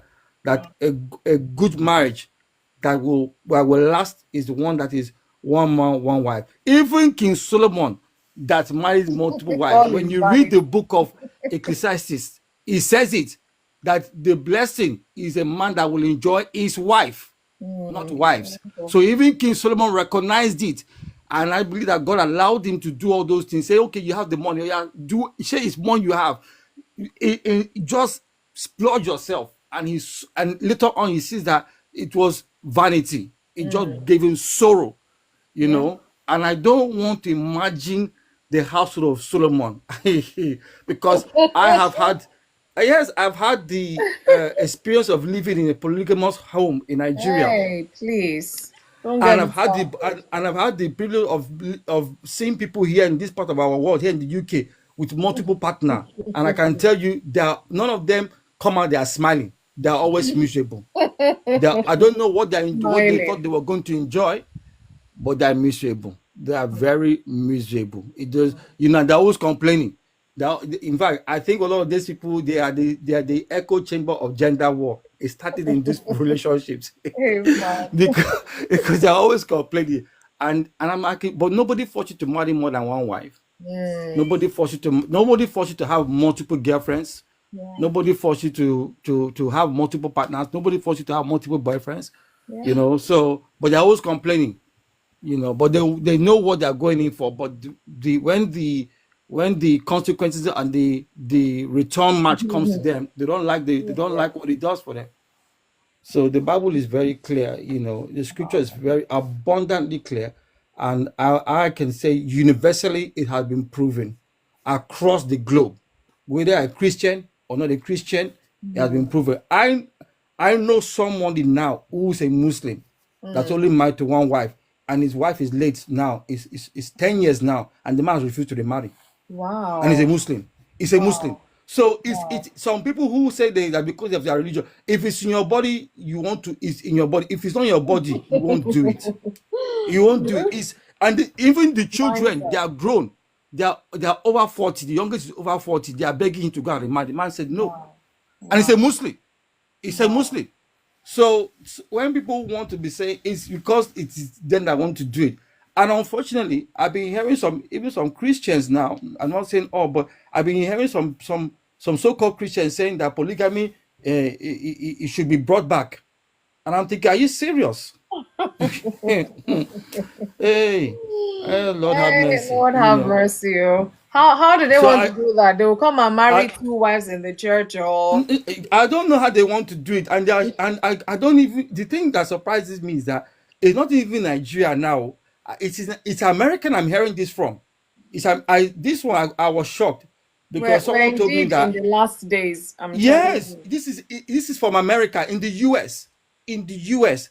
These are not Mormon. No. I'm not talking Mormon. No. I'm talking about Christians, people who go to Bible believing church. It's a few of them that are now begin to come out boldly to say that we must have polygamy. That God allowed it. And I'm thinking, God, who told you that God gave? There's no way God said you can marry more than one wife.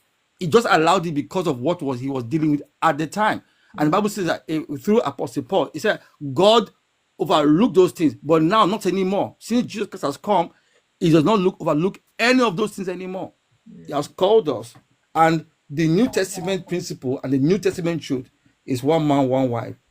And to me, the biggest benefit is really you have peace. If you do the homework and Yeah. you work in your marriage and you serve one another in love, you will have peace. You will Yes. have peace. One of the things I see in my marriage, and it's a result of the relationship I have with my wife, is that I see my children. They are very happy. They are very happy. They show it. And that's something I didn't see when I was growing up as a child. We were three sons, and then the fourth son came through my stepmother. And even before he came, three of us, I didn't see that love in our home. It wasn't like that. We had good things, but there wasn't like love. There wasn't like, oh, we are happy, we want to show love. It just was not there. But I can see it in my children. Oh, I can wow. see it, and they say it and they express it, and I thank God that because that is the result of how their mother and I relate to one another as believers. We take it very seriously. So it's important that we're intentional about our marriages. It's important that it's a blessing for those who want to engage in it. I'm not saying it's easy. Some of us we have Hey. been through some pain and some tears. Yeah. And another thing I want to just drop is yes, it's good have your money and everything, but I can tell you the people that we did our marriage ministry from, we did our marriage course with. They are a lot older. They are quite well known to do. They're a very well to do couple. But when they asked them what was their biggest challenge in marriage, it wasn't money. Their own was bereavement and sickness. Sickness was in fact they said sickness was one of their biggest challenges, and that they would choose to have gone through financial difficulty than to go through. I think the wife had cancer once. I think the husband had cancer and another chronic illness. They said they would rather have that than to be ill, than to be dealing with sickness and bereavement. So when people want to I just tell people, look, just ask God for grace. Don't think that if you have this money, you are free from problem. There's another sort of It problem that only works that way. hey, hey, don't be praying to God that you don't have a problem that money cannot deal with that problem. Just be praying to God, because if you don't make it that money is everything, I can tell you it's not everything. I have a friend right now, a very close friend of mine, and I'm just sharing in confidence that is an investment banker, and their divorce has already pretty much been done. Very well to do, very well to do. In fact, it's a pain that he still calls and tells me that he can't believe it's happening to him. If So I tell money people, can save marriages, but you are not say Bill even. Gates to still be married now. Bill Gates to still be Yeah. married. So what I'm just sharing is that, look, yes, work hard and everything, but trust God. Keep asking God for grace. Keep believing God, and listen to the Holy Spirit. Submit. Don't get to the point where you think you can do and undo. Once you get to that point, it's very difficult to match listen to anybody, and that place is not a good place to be. So I encourage anyone. Yes, marriage is very good, but it's a lot of work. Be believing God. There's seasons. Yeah. Seasons come and go. Things will change, and if you do your work, I tell you, it gets better. It does get better. I'm telling you, and I can testify. And I know people who are fed up than me. They would say the same thing. It does get better. Suffering is not forever. It's not forever. Is it Like I not? just shared with you, I had my hand problem last week. Today now is a week since that time, and it's much better than what it was. It's not forever. It will come to something else. Something else will now move in. So just believe God. We are more blessed than anything, and stay in that pathway. Thank you very much. I hope that helps somebody today. Thank you. Thank you so much for that. I'll have to call names because I've lost count of who came in first or who came in second. But all the same, thank you all so much for your patience. These things sometimes you can't really rush them if you want people to get the essence of the talk. One wife, one husband is what we're talking about. And just like Adegbenga said, Leslie said, and I've also said, it's God's concept of marriage. But do we think, yeah, we're in the 21st century now? Maybe gone are the days this used to work. Maybe now it's something else that is working. What is your take about this? Do you still believe strongly is as God, said it and gave the instruction, one husband, one wife from the initial foundation of marriage is we cannot change it, otherwise we will see other things. So what is your view, what is your take about this? We really want to hear from you, because if I'm the only one talking, I'm not sure we'll really do justice to it. So thank you so much for those who have contributed already. So I'm going to come to Minister Sarah. I'm coming to you now. I hope you are good evening, thanks for joining us. I don't know what your take is, which angle you want us to look at this topic today. Well, thanks for joining us on Insight. Welcome. Thank you so much for allowing me to join you. You're welcome. Uh, I'm going to come from the point of view of one husband, one wife, because Okay. here in the Caribbean, we don't have marriages, Polygamy. more polygamy marriages, Oh, right? We don't have more than really? one wife. Really? Wife, Is that a no, culture apart from that's being the Christian? culture. Yes. Oh. Hmm. Persons that do such things, even if the other wife is in a different state, you can go to jail for that. That is Oh, actually a really? crime. Yeah, that's a crime. Um, so one wife, one husband Hmm. is my view and my take on it. Okay. The thing that I wanted to add to that is, even though in the Caribbean we have one wife, one husband, what Hmm. plagues a lot of marriages is that a lot of people marry and they are either marrying wrong or they are marrying for the wrong reasons. And this causes a breakdown in the family unit because you can see people, whether they're in the church or not, being saved or unsaved, they get married, and as soon as trials come, they want to chip out.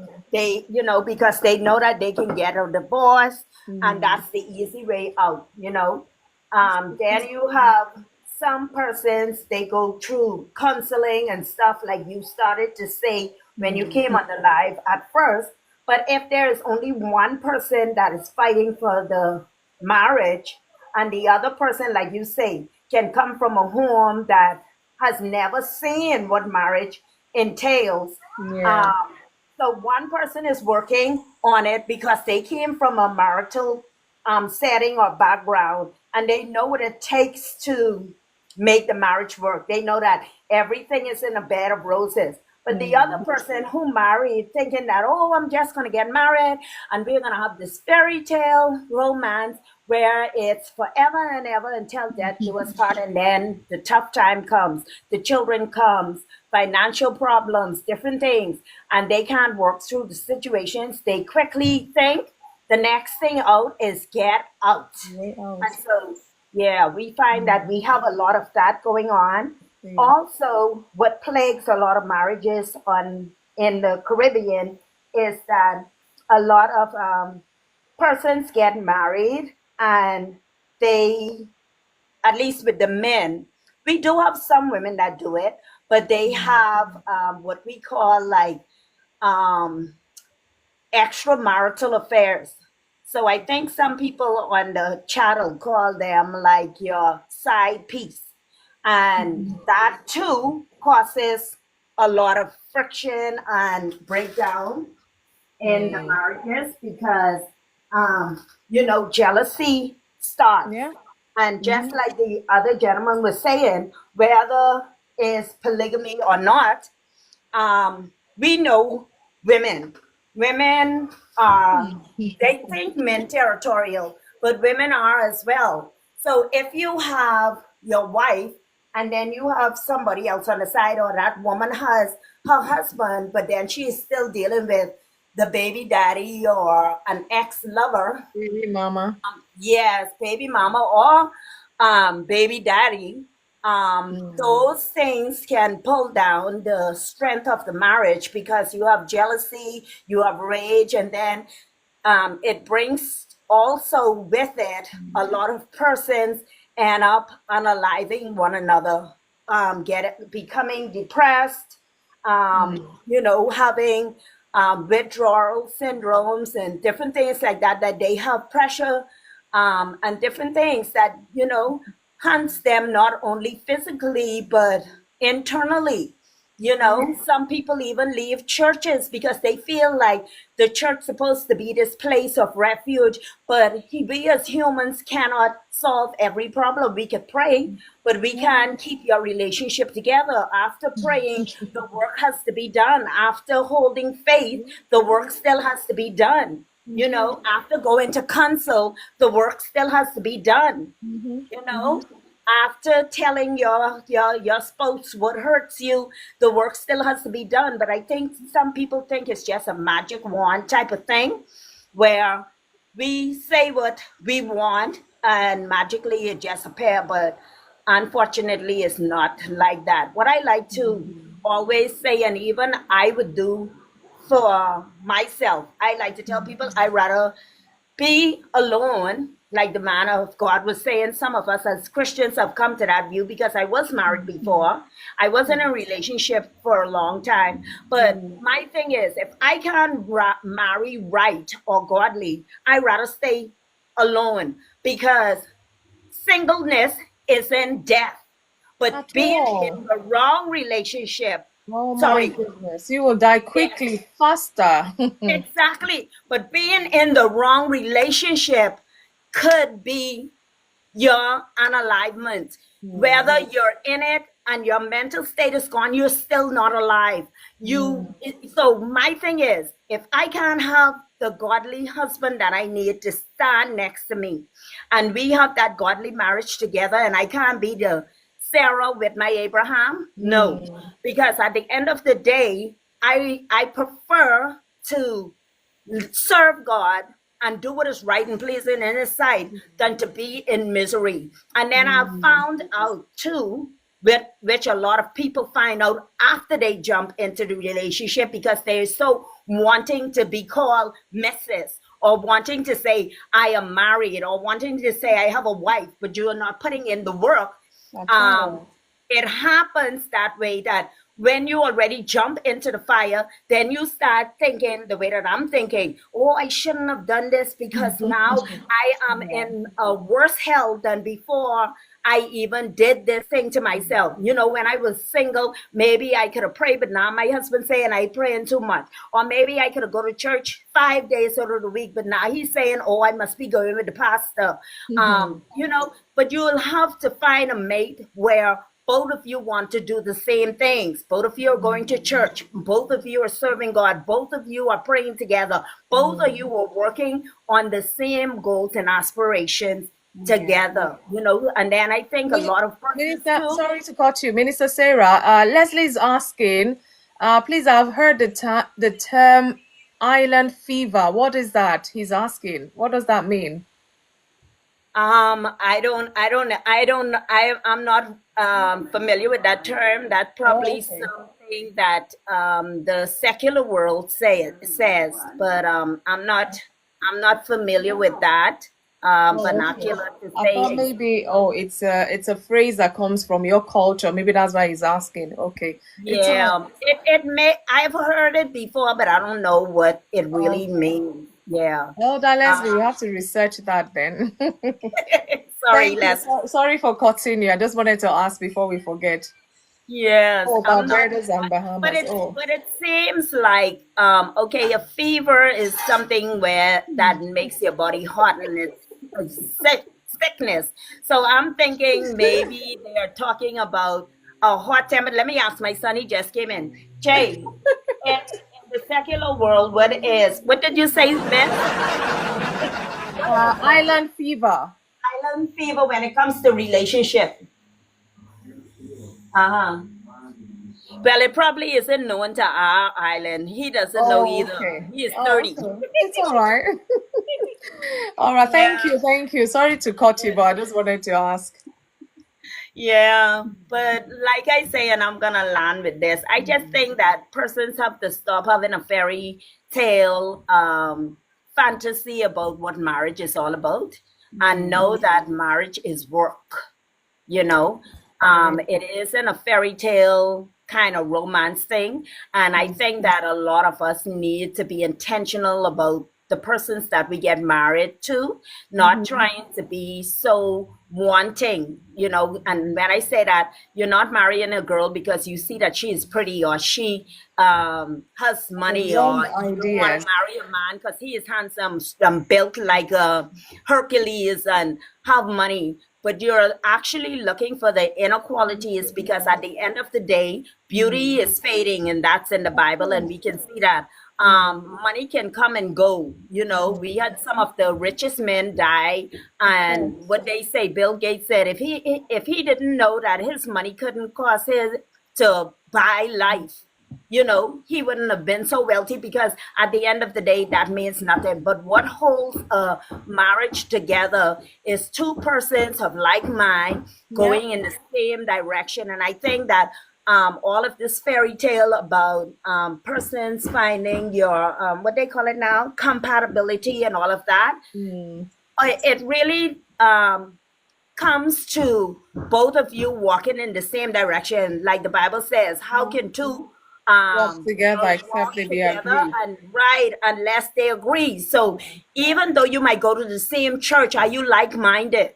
You know, does your family value line up with her family value? Does what she see in the future you see in the future? You know, because like I always tell people, you can start at zero and become a hero, and you can start from as a hero and become zero. But what's gonna last is the what part of men. That's why God says He doesn't look at our outward appearance, but He deals with our With the hearts. heart. And I Yeah. think we need to follow that.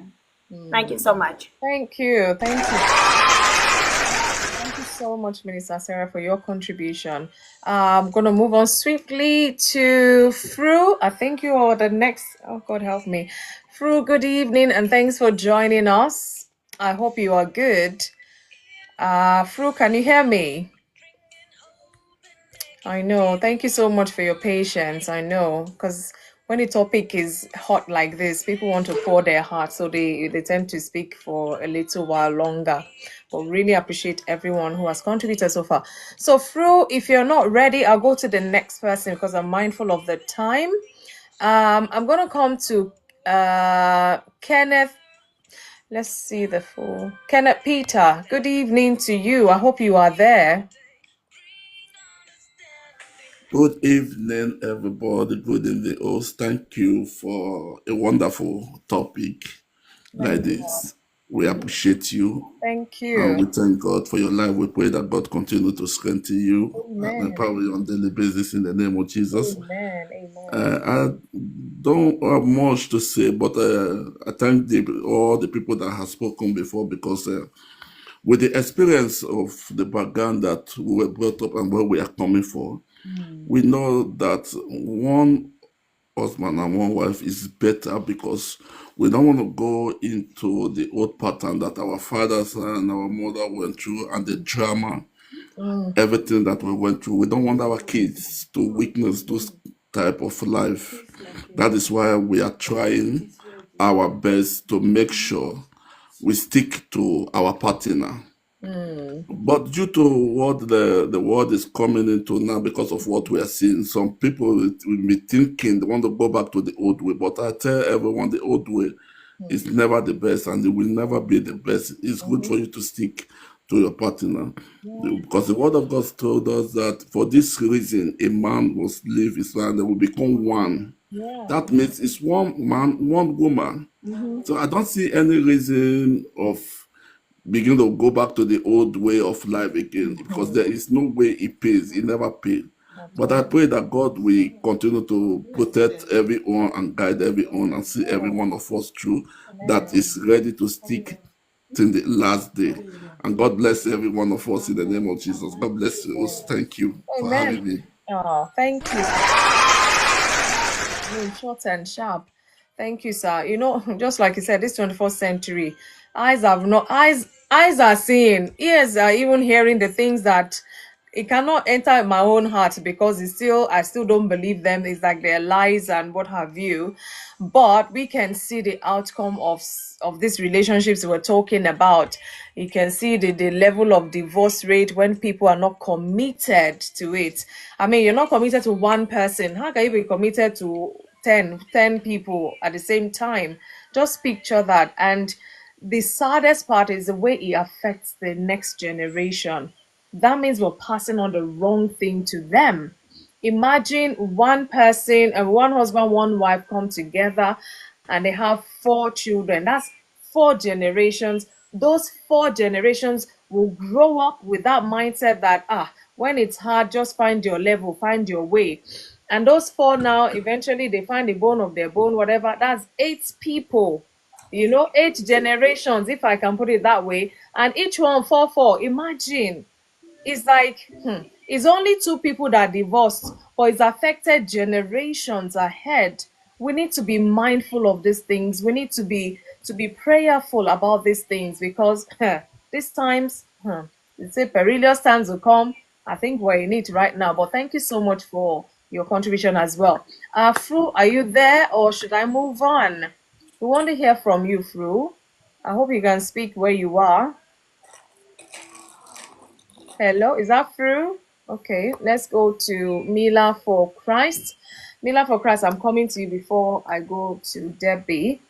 Good evening. It's been a little while. Mila, are you there? Hey, Samuel, good evening. Good Good morning. evening. Good to see you again, brother. Thank you. Good evening, everyone. Good morning. Welcome. we all know that one wife will give you peace of mind. You think we all know? If we all know, we all will not be looking for the And extra. let me say, some persons know that one wife will give them peace of mind. Let me use that word. And Okay, that's fine. and it depends on who you marry. It depends on the person you choose to marry. You understand? Then the other one, when people wake up to say our forefathers got married to um, um, 5 wives, 7 wives, and they are living in peace. Who told you they were living in peace? Who told you they were living in peace? It's not even about living in peace. It's all about training those children the way it should be, the way they should grow, and maybe to succeed in life. You see people coming around, you don't have what it takes even to feed one wife. You burst into marriage, one 3 wives, because you feel like you're enjoying yourself. You can sleep with this person and move to the other one, and everyone should feed their self. Your own is to go and marry them. That is not married. Even we read what Solomon said. At the end, it was vanity upon vanity. Yes. It was vanity. And to me, it's not God's plan. It was never God's plan for man to marry more than one wife. From the onset. That is, yes, that is this man's self-law.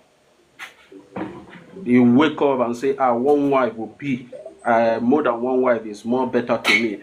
But remember, we used to wake up and say, men die young. Men will die first before their wife come. We cause it.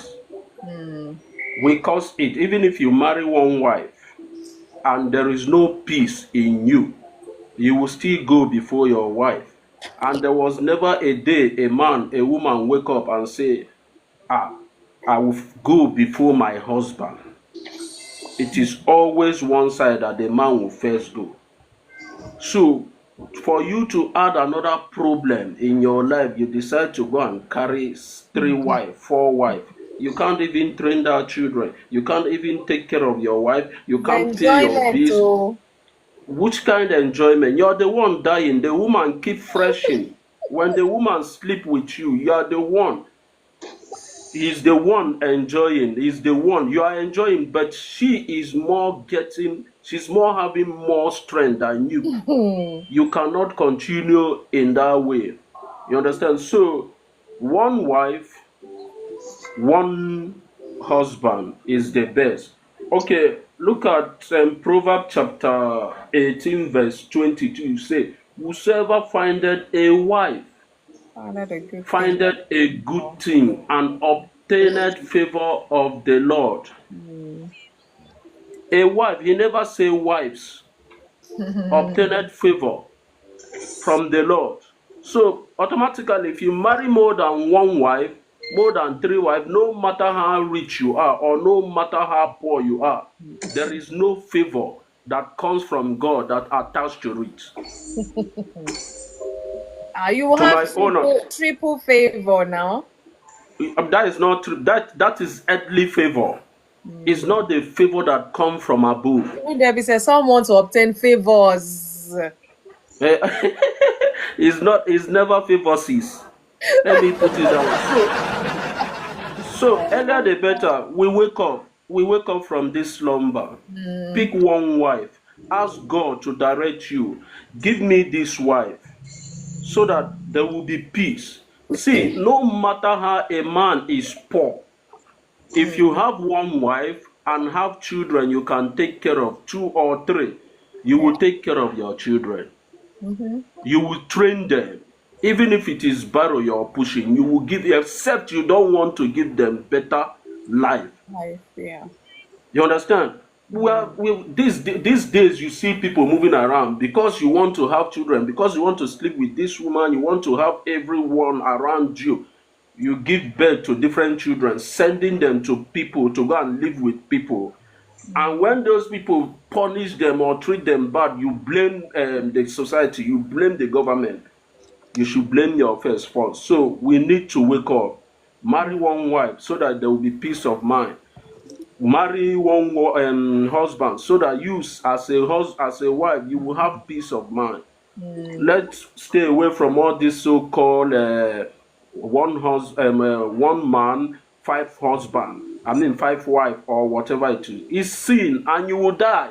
Me, I don't want to die young, though. I don't want to die. Mila, have you heard of open marriage as well? Open marriage. Which one is open marriage again now?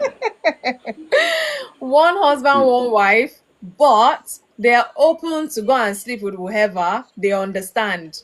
So their marriage is Abomination. open. It can never be open marriage. Okay. That is not marriage. That one is just normal.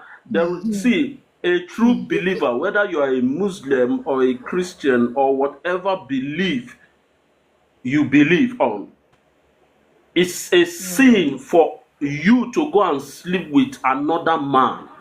It's also a sin for the man to go and sleep with another woman. It's also it's abomination. So if someone, all these things you're seeing is man-made law that is killing the society. Look, if you read Timothy, you will see it says affliction will wax, lovers of all kinds of whatever. You understand? So we need to be careful. We need just to see. That's why we need to be close to God. Yeah. You understand? And the Bible says, be careful for nothing. Everything, you just have to be careful, the things you do, because you must give account of whatever you do. You must stand before God and give account. Tend to forget that. Whether you're living secret life, your secret life will not be will be exposed. If man is not seeing you, God is seeing you. And on that day, when God will call you to stand before his throne of judgment, all you did will be revealed, and he will show you, and there will be no time for you to say, Father, give me another second, another chance. So we need to be careful the kind of life we live. We need to be careful how we do things. Just marry one wife and have peace of mind. And take your wife serious. Take care of your family. Both of you should be committed in the things of the kingdom, whether you're a Muslim or Buddhist or whatever. Just that area you're praying that God answers you, go there and be committed. Understand? We should forget about all these things that is happening. That's what the devil is using to distract children of God, to blow children of God into his kingdom. I pray the Lord will save us from all this trouble. Amen. So that's it. One man, one wife is okay for me. Thank you. I'm going to do two things before I call Debbie to speak. The first thing is when Mila was speaking, I remember this film I watched years ago about this woman who, when she was younger, she saw people around in her family, this one marrying many wives, this uncle wives, like, and at the end of the day, if you see the children, they are no better at all, and this men thought they were enjoying life. So this girl, she was watching, and then she was forming this notion that when she grows up and she's old enough to get married, she's not marrying one husband though at a time. She's going to marry many husbands and show them that even a woman can marry many husbands. Sorry, Mila, I'm going to mute. See, 1 minute. Yeah? Oh, sorry, on mute. One minute, just 1 minute. I forgot to say something. Yeah, See, okay, all these many wives with many children all around. See, there will come a time, and it's even happening, where a child will wake up and say to his father, you are a terrible father for marrying more than one wife and making us to suffer all this. I'm telling you, it's even happening. It's even happening, but you don't know. Of course, and there will it come is. a time Thank you. There will come a time when a child will wake up and even look at his father. He will use, let me not use English word, mma. Mma mean knife. Oh. And say, see, if not, they will try to deal with their father in the other way. Buy them for making such thing. Things have You happened understand? before. It's happening. Me, Yeah. I don't want such problem in my life. I just want to get one You wife. don't want her to wake you Settle. in the middle of the night and say, Elder. You see, I remember, I'm sorry, I remember when my elder brother used to wake up around 2 a.m. in the morning and begin to talk to us. And that time when they wake you up, you feel like, what have you done that they are waking us up by this time? You begin to judge yourself. Is it because of so thing I did, no one know about it? Or maybe finally he got to know about it. That is what will happen to some fathers that have decided that they will just bring children in the society and make them suffer. It would have been better. I was not born than you bring me here and start suffering. It's even better I become a tree where I will breeze everyone when they and that's I breeze and give everyone breeze to enjoy their life than to bring me. I will suffer in the name of in the sense that because you married more than one wife, you can't train them, you can't even feed yourself, you can't even feed the children. God, if such will happen to me, take my life, let me not marry, please. If I will do such thing, take my life, let me not marry. Not so many people can say that prayer.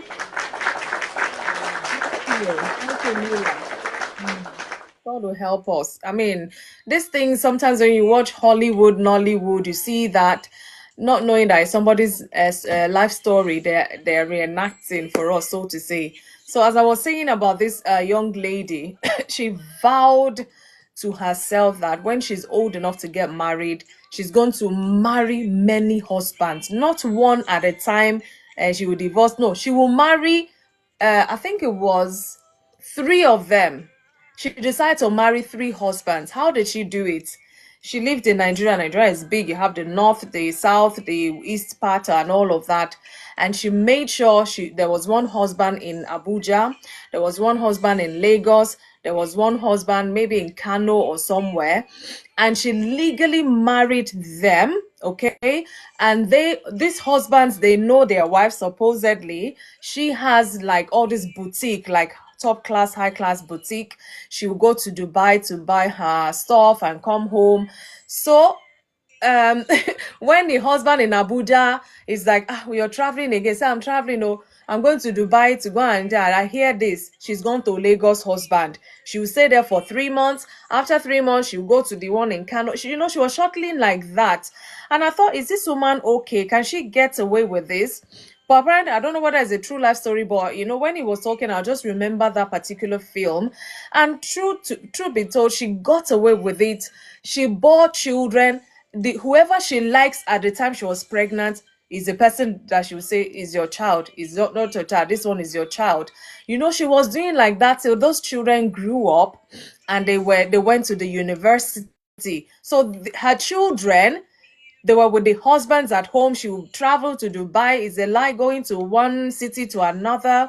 And at the end of the day, these children were almost about the same age. And the child in Abuja went to University of Lagos, for example. And the child in Lagos went to University of Lagos. In fact, she even had twins. The Kano one had the twins. So she had three sets of children, all over Nigeria. And guess what? One of the twins also went to Lagos, the school in Lagos, and met with let's say the twin from Kano is a girl. She went to Lagos to study, and then she met the brother in Lagos she never knew. They were close. In fact, they started, frolicking and all of that whilst in uni. And this woman never knew that these children had met. She never knew. And she was still living that life. Guess what? She now became ill, and then the illness caught her in Lagos. So she was with the husband in Lagos, and then the half twin was with this other child, and the one that said, my mom is sick, I have to go home, and then carried the girlfriend to the house. As the girl was entering, the mom was on the sick bed. She turned, in fact, she fainted. She fainted before they even told her anything. That, why am I telling us this story? As we were talking, me like came to mind that these things, that was, I don't know how many years ago I watched this film, but that is what is happening today. People doing that, whether man or woman. In fact, I don't know what is in people's mind, what audacity they feel they can do certain things in the society. For example, same sex and all of these things, trying to force certain things down our own throat because we're not accepting it. We are tagged this. Why can't they accept what we too accept? There's a whole lot going on in the society. And the truth be told, whether you say the truth, you will die. If you don't say the truth, you're going to die. Why not say the truth and cuckoo die, as my people will say? So it's very important, whatever the culture is, whatever your race is, whatever generation you find yourself, this is God's foundation for marriage. And if you want to enjoy it, hey, I tell you, even one husband, one wife has its own challenges. How much more when there are multiple partners and you want to lump it up together as a family? It's never gonna work. No matter how much you feel you're patient or you're a calm person, you're an introvert married to an introvert, or whatever it is, terminology you want to put it, it won't work. The things you ought to enjoy in that relationship will be missing, or it'll be spread thin among so many people instead of one person. So let's look at it from that perspective as well. Maybe we're trying to convince people out there, maybe, because we're not trying to confuse anyone, but it is what it is. Whether we accept it or not, there are consequences to every action we take. So thank you so much, Mila, once again for your contribution. My puzzle for today, I'm going to throw it out and I'll come to Elder Debbie. You don't have to answer the puzzle, but because you did last week, so maybe you're on a streak, who knows. My puzzle for today is very simple. I mean, somebody should be able to get it today. Puzzle is, what can be touched but cannot be seen? What can be touched but cannot be seen? Very simple answer. If you know it, you can type it in there, but if you're not in the box, you have to come up to get your gift. So I'm going to come to Debbie, Elder Debbie Gazem. Please, we want to hear your views. What's your take about one husband, one wife? Do you think it's the ideal concept for marriage? Good evening, welcome. Elder, welcome. Elder Debbie on mute. Oh. TikTok refused to unmute me. Please, oh. Let's go and beg them. Good Good evening. evening. Good evening, everyone. Hey, General President. I greet you, sir. I greet everybody. Oh. Yeah, welcome. Well.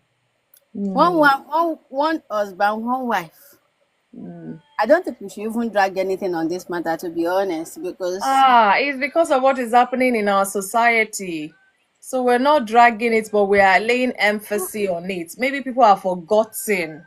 It's like, the only reason I support us discussing it is because of the next generation. Because if we look at anybody from the age of 50 to 25 knows that the people that happen to be our parents, that's their mindset. yeah. I don't know where they got it from, but that's their mindset. So I'm talking from my African background now. Okay. Based on Minister Sarah, where she came from, I think we should implement that law in Nigeria, because yeah, if we Yeah, see? implement it, you realize how many people, even people you think they are the most holier of the holiest, will be in kirikiri because of that. Now, based on this topic, one husband, one wife, according to God's plan, based on what he said in Genesis 2, I think 26 or something, one man, One wife. one wife, one woman. 224. That's I what use God that. said. Thank you, sir. Yeah. One man, one wife. That's how God created us. But God, there's nowhere in the Bible, I didn't read anywhere in the Bible where God Himself said, don't marry two wives or not. At the same time, He already put it there, one wife, one man, one wife. But because human, He gave us something which is our will. That's a gift every human have, which is our will. At the same time, He gave us the will, yet He put consequences there. Like what do they call this tiny prints when you want to sign a contract? The consequences are there that if you do this, this is what will happen based on people that have lived that life. Okay, let's look at what is his name? Jacob. Jacob didn't plan to marry two wives. Oh. He never planned to marry two wives. He was forced to marry more than two wives. And for every of the wives he married, apart from the one he chose, the rest, he didn't value their children. In fact, the firstborn of the firstborn, the first that came out of his loin, he cursed him. Yeah. Which means no matter how much you have as human, no matter how wealthy you have, if you marry more than one woman, you can't love them the same way. It's not possible. You can't. You don't have the capacity. The only person I know that marry all of us and love us the same way and care for us, wake us up at the time when we are supposed to wake up, make us go to bed. The day never stop being the day, night never stop being the night. Is God. He married every one of us and gave us provision as it's supposed to be. But as human, God knows we don't have that capacity. That's why I put there one man, one wife. He didn't say don't marry two wives. But the consequences are there for you if you do it. All Thank you, sir. All those who marry more than one wife in the Bible are big. See, me, I don't advise anybody anymore. There is no peace for the wicked. Hey. Once you do it, it's not Solomon, as wealthy as he is, he has no peace. God bless you, sir. I'm trying not to go too much in the Bible, no. Look at Elkanah and Elkanah, Anna's husband. Yeah. Penina did not give him peace. The Bible puts it like Penina was frustrating Hannah, but no, Hannah was the loved wife. And there's no how you frustrate the loved wife that the man is not frustrated. That man have no peace for the wicked. A lot of it like that. So what makes you, if those people in those days There we cannot go. achieve it? How much more? You see a lot of people, when we say people, a lot of people are grown up damage. It's as a result of, let's call it what it is, it's indiscipline. Yeah. It is indiscipline. You hear a young man say, I can't be eating one food all the time. Are you mad? Like, you can't be eating one food all the time. So if we even look at, And it's such men that would not want another man to even say, your wife looks beautiful. no. Trouble. No. There are women in these shoes too. I know. It's not just as what is it called, as common as the men. All these I can't marry. I know I have an uncle, God rest his soul. You will say, I can't have one woman in my house. There must be two. Until he passed, he had two. In fact, I was surprised that till he passed. No, when the one passed, then but for his last 10 years, he had only one. But all through his time, If one mistakenly go, another one will come. Yeah. Yes. Did he give the children best of life? No. Could he have been able to do it? Yes. But because the resources that is not enough already, that is not enough for 2, you are sharing it with 10. You are sharing it with 10. And you're saying they should not fight each other. You think you will have You peace? won't even be able to have quality of life. See, let's call a spade a spade. Let's say the men are like that. Women too need to re-educate themselves. Nowadays, when they say, "Oh, who trained the young ladies of nowadays of these days?" I always say it's your mothers that train us, because they don't want us to suffer the same thing they suffered. Yeah. And what do I mean by that? They see what the men use their lives to do because they don't want to stay with one woman. It is see, you see, under indiscipline, a lot of things can happen to anybody's life, and it start from this thing. You will, because of your indiscipline, ruin a generation and the next generation and the next generation.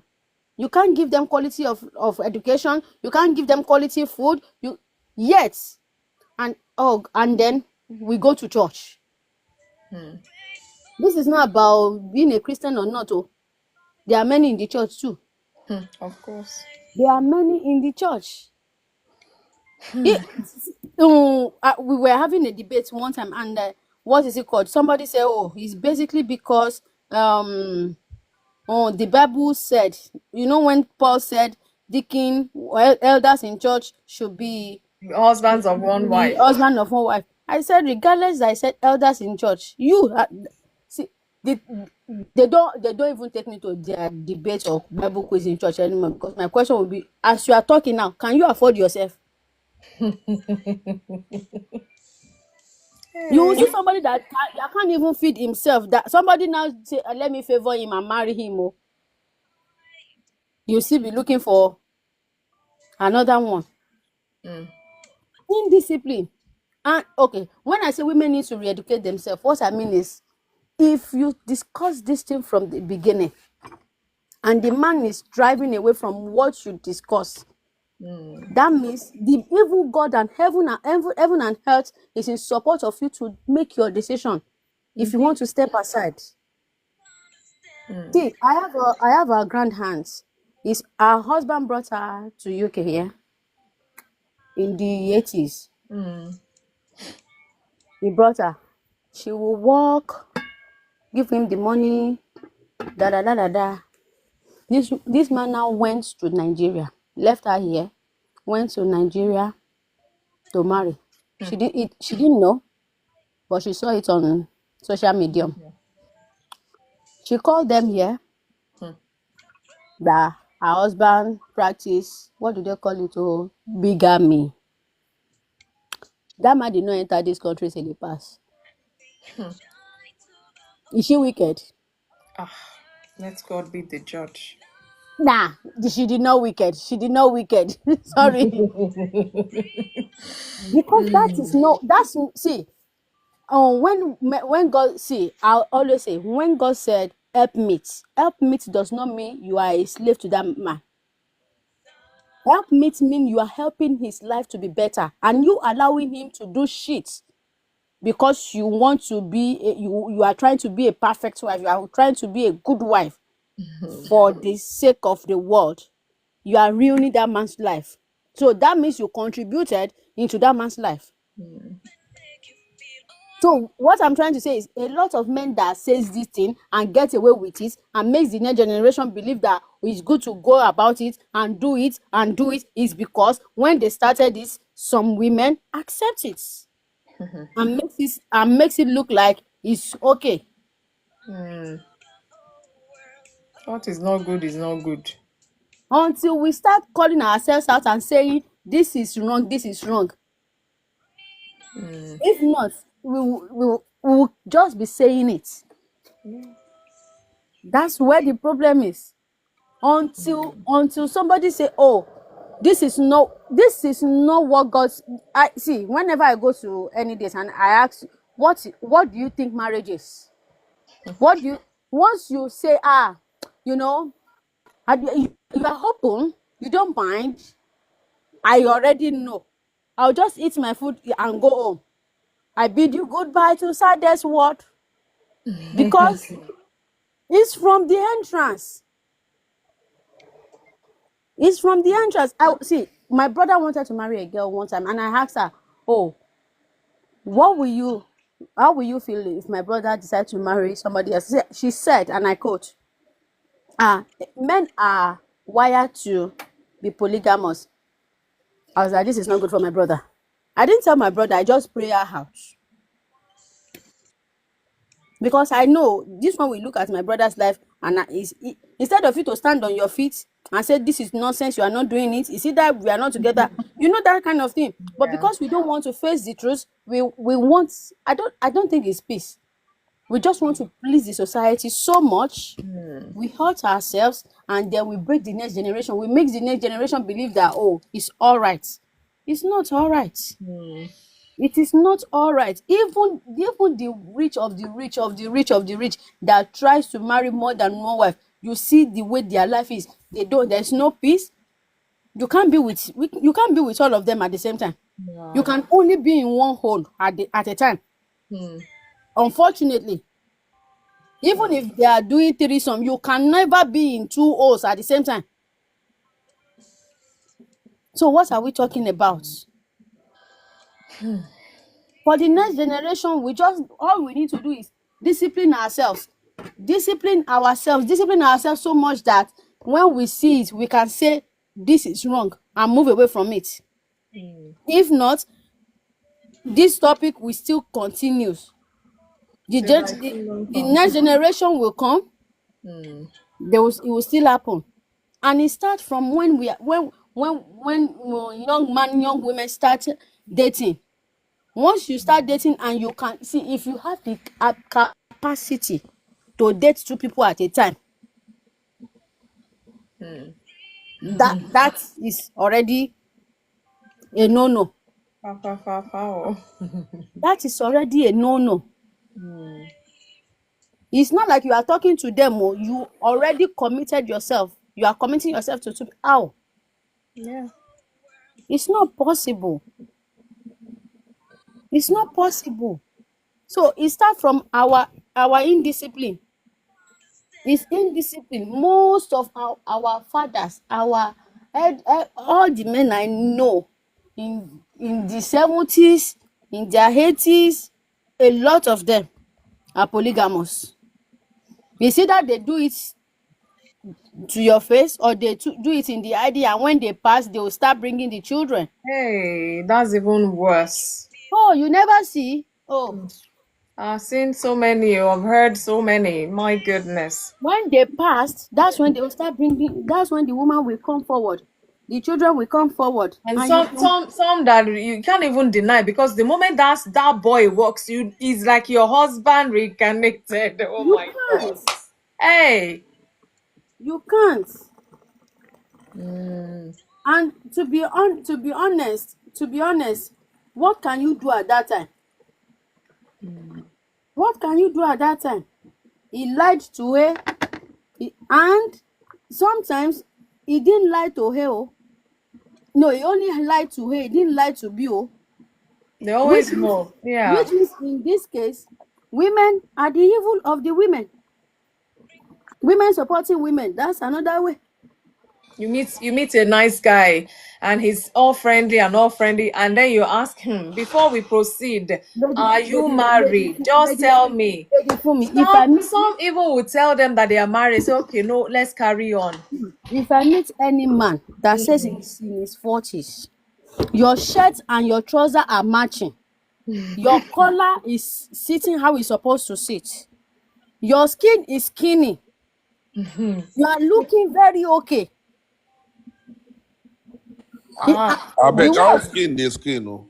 When skin is, as in the skin is glowing, It's glowing, it's shining. You know that they use the moisturizer. I will know. It's either But somebody. what do you mean? What do you mean? You mean bachelors cannot look after themselves that No, good? sir. No, ma. Exactly. That's what I was I'm not saying bachelors cannot look after themselves. Bachelors can look after themselves, but there will still be something that will give you out. That bachelors look after themselves, but you will still know that this is a bachelor. Well, You will know. some hide it well, oh. Let's now say you now hide it. You let me give you a life story. My life story. My life story. My life story. It Please. cannot be used against me in the court of law.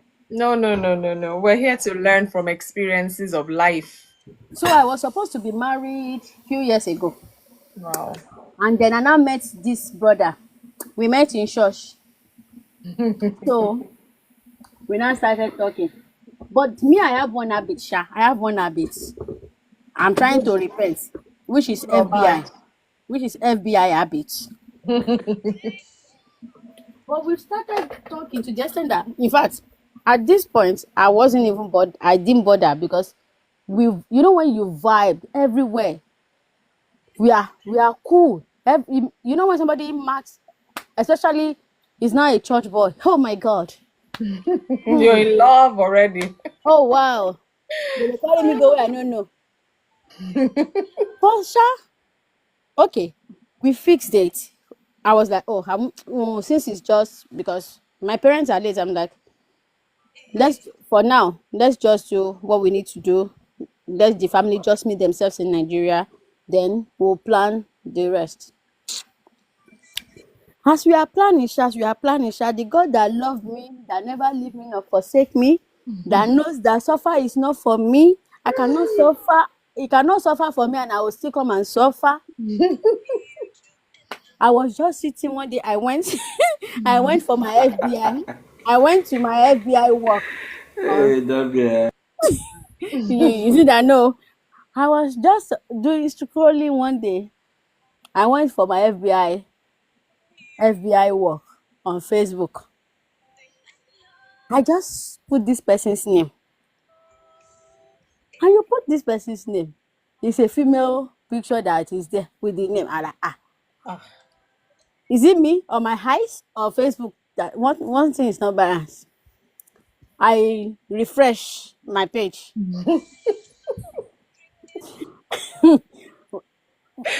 We have fixed it, yo. In fact, after we fixed, my brother-in-law happened to come from his hometown, where he said his hometown is. So my brother-in-law was traveling to the hometown to go and investigate better, because that's how they do in my family. If you tell me where you are from, I tell my family, they will go wherever you are, wherever your family is, to go and see if in case they have cockroaches in your family, whatever. So I was like, what's going on here? I refreshed. I was like, okay, it's the same thing. I then went under one or two of the pictures on this profile. I realized that there are lots of pictures that I took of him when we went out, Yeah. that he posted of himself. He didn't post the one we are together. Oh, wow. You don't worry. When I said they God give me FBI gifts. So Oga Otelemuye. you see that no, on top of my life, I will do it. So I saw where they tagged the woman in the picture. So Our sister. you understand the scenario now? The His name I'm sister. looking for, no, the name I'm looking for have a woman's picture. So somebody commented on the post and tagged and mentioned the woman's name. Wow. Me, I now carry the woman's name and I went on her page. That's where I now see pictures. Wedding picture, naming ceremony picture, birthday picture Wow. of children. And maybe they are divorced now. You wait now. You wait. Where I did not stop my FBI investigation. I now message her. Good evening, Mao. How are you doing? Hope you are well. My name is so. I'm looking for a friend on Facebook, but I happen to put his name or brought your picture. I don't know. I've not been able to reach him. I'm sorry, I don't know if you are his wife or his sister or something. Do you know how I can reach him? You know, I came through the back. They did not answer me first day. They did not answer me second day. They now answer me third day. When they would not answer me, they now uploaded all the picture of the family picture. Yeah. Where he is in the marriage. You know the wedding picture I saw before, he is not there. But the one they sent to me privately is there. Children is there. You get it? You still don't get it. I Okay. get it. I get it. Immediately I said, thank you, God bless you, man. They didn't, you know, they have answered me. If you don't get it, then you forget about it. You know, they have answered me. Wow. Wow. Wow. So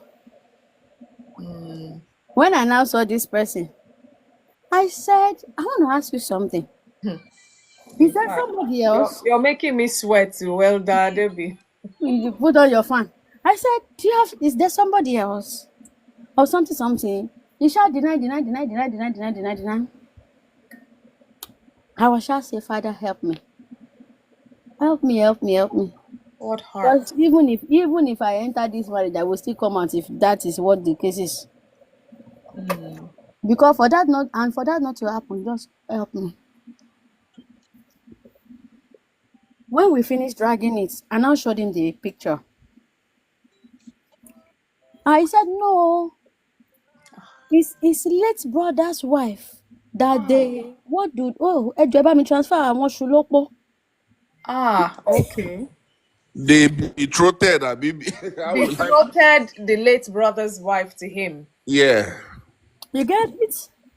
I was like, when do they start doing that in Yoruba's land? I said, that's how they do it their own time. I said, okay. Lord have mercy. Later. I said, when you know when the one or two is, and I see, and you see when you see, that's why I say sometimes a lot of us see it from the beginning. We just decide to. You ignore it. Immediately I saw it. I already know what my answer is. I just want to hear, because I just want to hear from him, so that in the future it won't be like, oh Debbie, maybe if you had be a little patient, maybe you it's just you. But when one and two did not, when the answer is not answering and everything, I said I appreciate you. So his plan was to have a life here, have a life There. back home. Unfortunately, I'm not a candidate. My head refuses to be the candidate. But I could have fallen to be a candidate if I didn't listen. Because I might have seen it and ignore it and say, oh, maybe it's his sister. That is But it. I didn't let it slide though.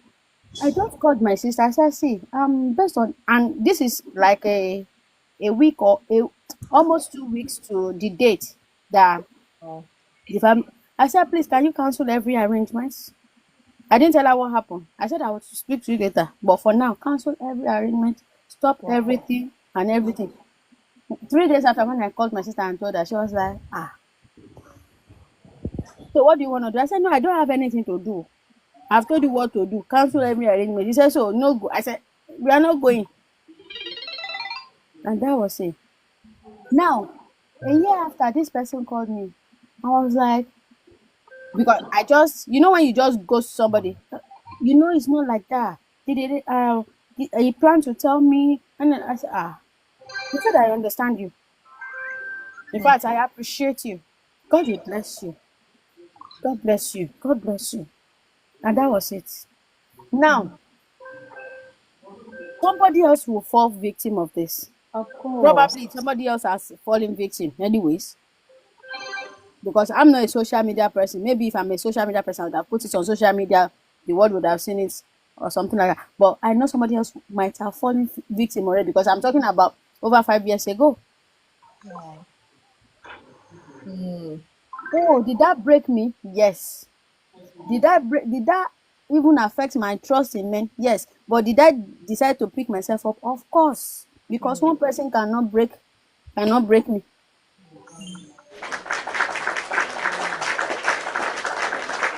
So if thank Brilliant. you, ma.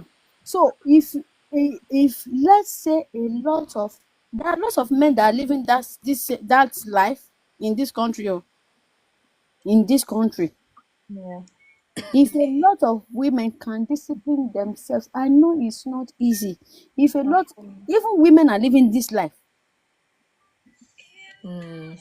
only if we can be patient, Hey, Coach Tola, I see you. you'll be able to see from the lens of the other person if they are truly for you Yeah. or not. If you are okay with being a polygamist and you want a open marriage, I don't that open marriage thing in the first place, me, I don't understand it. But if they say it's okay for them, as as long as they don't share the costs that come with it to us, They want to because eat their cake and have it. Hmm. it doesn't make sense. It makes no sense. I mean, after all, they will tell you they have one husband, one wife. See, I know of a man. He's the one that tell this story himself. He cheated once, and for every after that cheating, for every time he have to meet with his wife, the wife will open her hand. Oh yeah, give me your test results. You have to do test results every time. Imagine you want to sleep with your wife 3 times in a That, week. that, that wife still love himself. No, For him to still be with himself. yeah, but For her to still imagine be the with him. yeah, but did that not change something for them? It changed for Of some. course. He said, lie, me, I will never do it again. Because the wife will say, if you, without the test results, in fact, you can't even sleep on her bed. Hmm. Imagine something broke in that Something marriage. you could have, that trust is broken. Wow. Meanwhile, a lot of people are okay with it. They are good with it. That's where I have problem. Enabler, enabler. A lot of people are enabler. So I pray, oh God, will help us so that the next generation will not go through this thing, because the damage this thing is Amen. causing or has caused Hmm. is a lot. In fact, I don't know where I want to begin to clean It's a up the Amen. lot. mess. Oh. It's a lot. Amen. Amen. It's a Amen. lot. They Thank how you. to clean up how to clean up the mess is one wife, one husband. Mr. Miller, Truthfulness. I'm it's coming. easy to say, oh. No, Somebody that already see, have that mindset. Debbie, let me tell you now. It's easy to say, Thank you. Yes. but if you want it to work, it will work for you. Of It will course. work for you.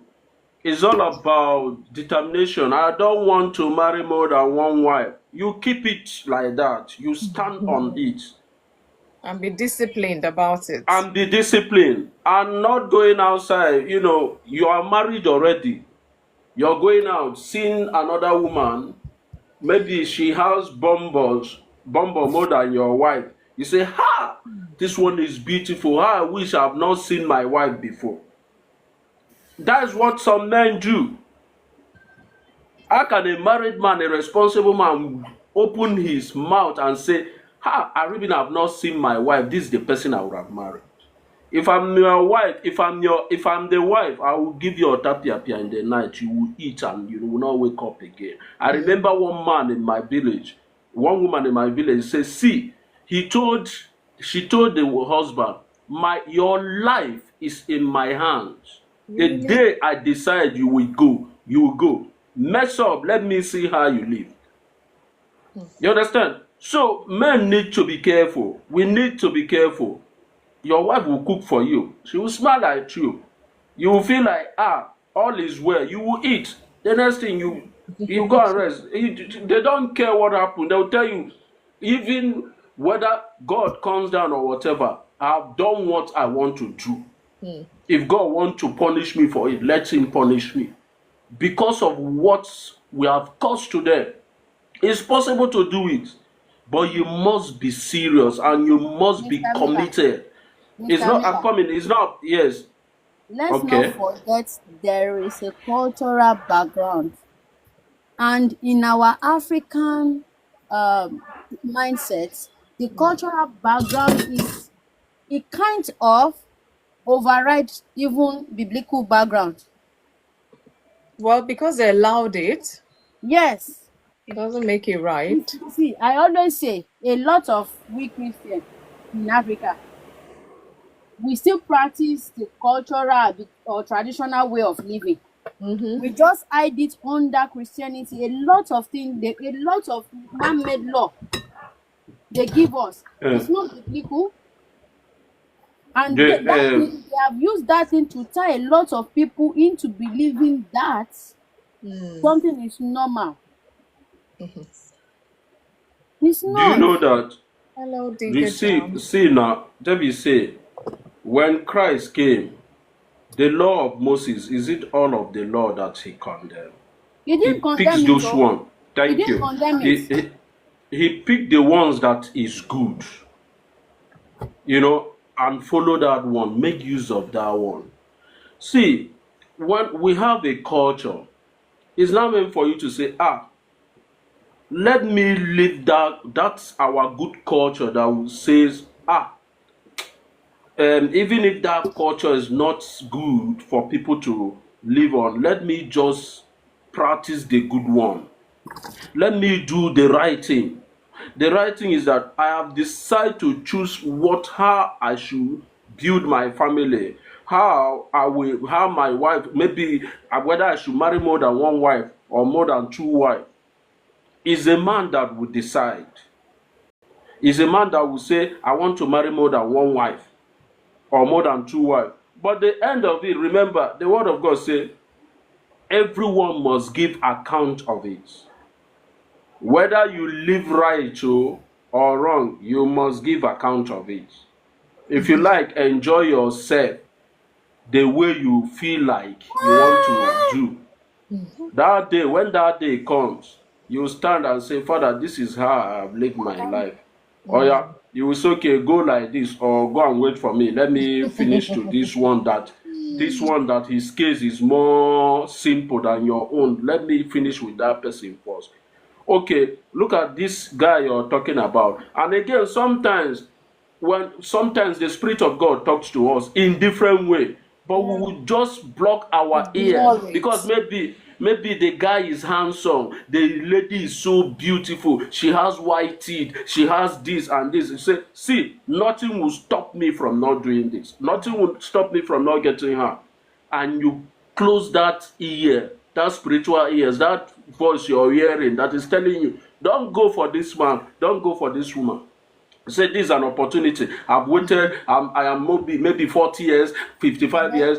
With this one Pressure that comes, from I will life. not leave that one. You understand? So sometimes listening to what that spirit, the spirit of God is that spirit that is talking to you. And for you to hear the spirit of God talking to you, you must be spiritually minded and you must be righteous and pure. If you are not living like that, no matter how the Spirit of God comes, in fact, the Spirit of God will not even near you if you are not living a genuine life around you. You understand? So that is it. Maybe by marrying 5 wives. Me, I say any day, such thing will come. I say, make I Get marry it more right. than 2 wives. Let me marry more than 2 wives. God, have mercy on me and tell me to go and rest. Tell me to go and rest. Because I don't have that. One thing about me, I don't know how to shout. Did I I get don't it? know how to. Eh? No, I no, don't. no, no. I didn't want to cut Mila, but I couldn't help it. Yeah, it's hard. What? I I'm thought you sorry, had you carry today. on, Mila. It's a puzzle. She just answered the puzzle after so many funny answers. Yeah, So, it's the heart. It can be Debbie, tough. you're on a roll. Oh. You are on Oh a wow! roll. That's why I said maybe she's on the street. So thank you. Hey, Debbie's on We have a fire. winner for our puzzle today. Sorry, Mila. Yeah. So Um, that is all about it. It's just uh, any day for me. I Mr. don't know Miller, how to shout. I don't know how to Mr. Miller. fight. I don't know how to Thank say, you. why did you do like this? I'm just telling you. So I it know. is I get better you. that. I get you. See, My prayer for you is, as you have wished, as you have said, may the Almighty God make it work for you. You will not marry wrong. Amen. You will Amen. not marry Amen. your enemy, Amen. because the only thing that could make you break this promise, if you mistakenly fall into the wrong hand. Mm. Some people didn't plan it too. Exactly. They just find themselves there. Sorry, But by the way, Elder Debbie meets Mila, Mila meets Debbie. Carry on, please. we know each other. He's my brother in Christ. Amazing. That's lovely. I want to say something quickly They've regarding added this matchmaking to the business. regarding this Oh, polygamy no, something. No, we're talking about one husband, one wife, period. yeah, I I want to met. just say Oh something God. quickly on this level, because I know a lot of guys who are making it look like it's only women that feel it, but the truth is that men feel it. We just don't say it. We don't Yeah. say it. What are they feeling? Please share it. That in terms of all these multiple relationship, multiple affairs, it What is if for this it has major effect. You Yes. see, regarding this polygamy situation, or even having extramarital affairs, we in our family, our father, he traveled all over the world and everything, and this is why this is such a painful thing, in that when he started to have affairs, it's like the warnings were coming in, but he wasn't listening. Yeah. And that's why I said sometimes, even I would even say back in those days, let's even say even in those other times, if the truth be known, some of them they probably know, they just don't say it. They don't say it. They probably know that this thing was hurting them or it was wrong, but Are based you on maybe talking about the culture. men now or the women? Men. I'm talking about the Men men. who are engaging in this.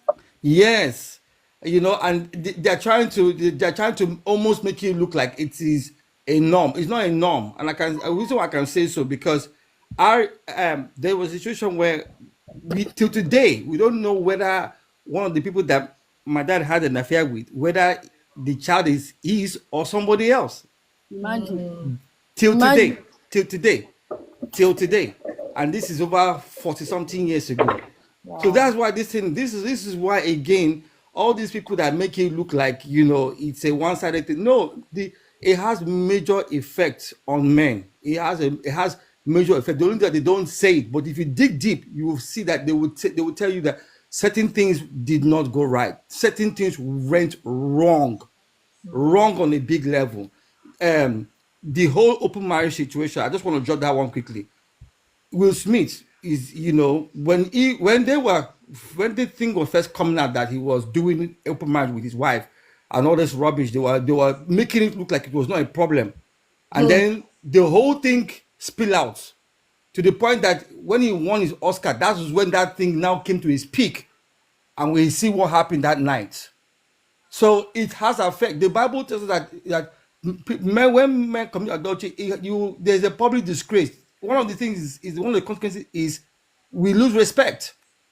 Of We lose course. respect, and it happened to him. So all again, like I said, this thing has been universally proven.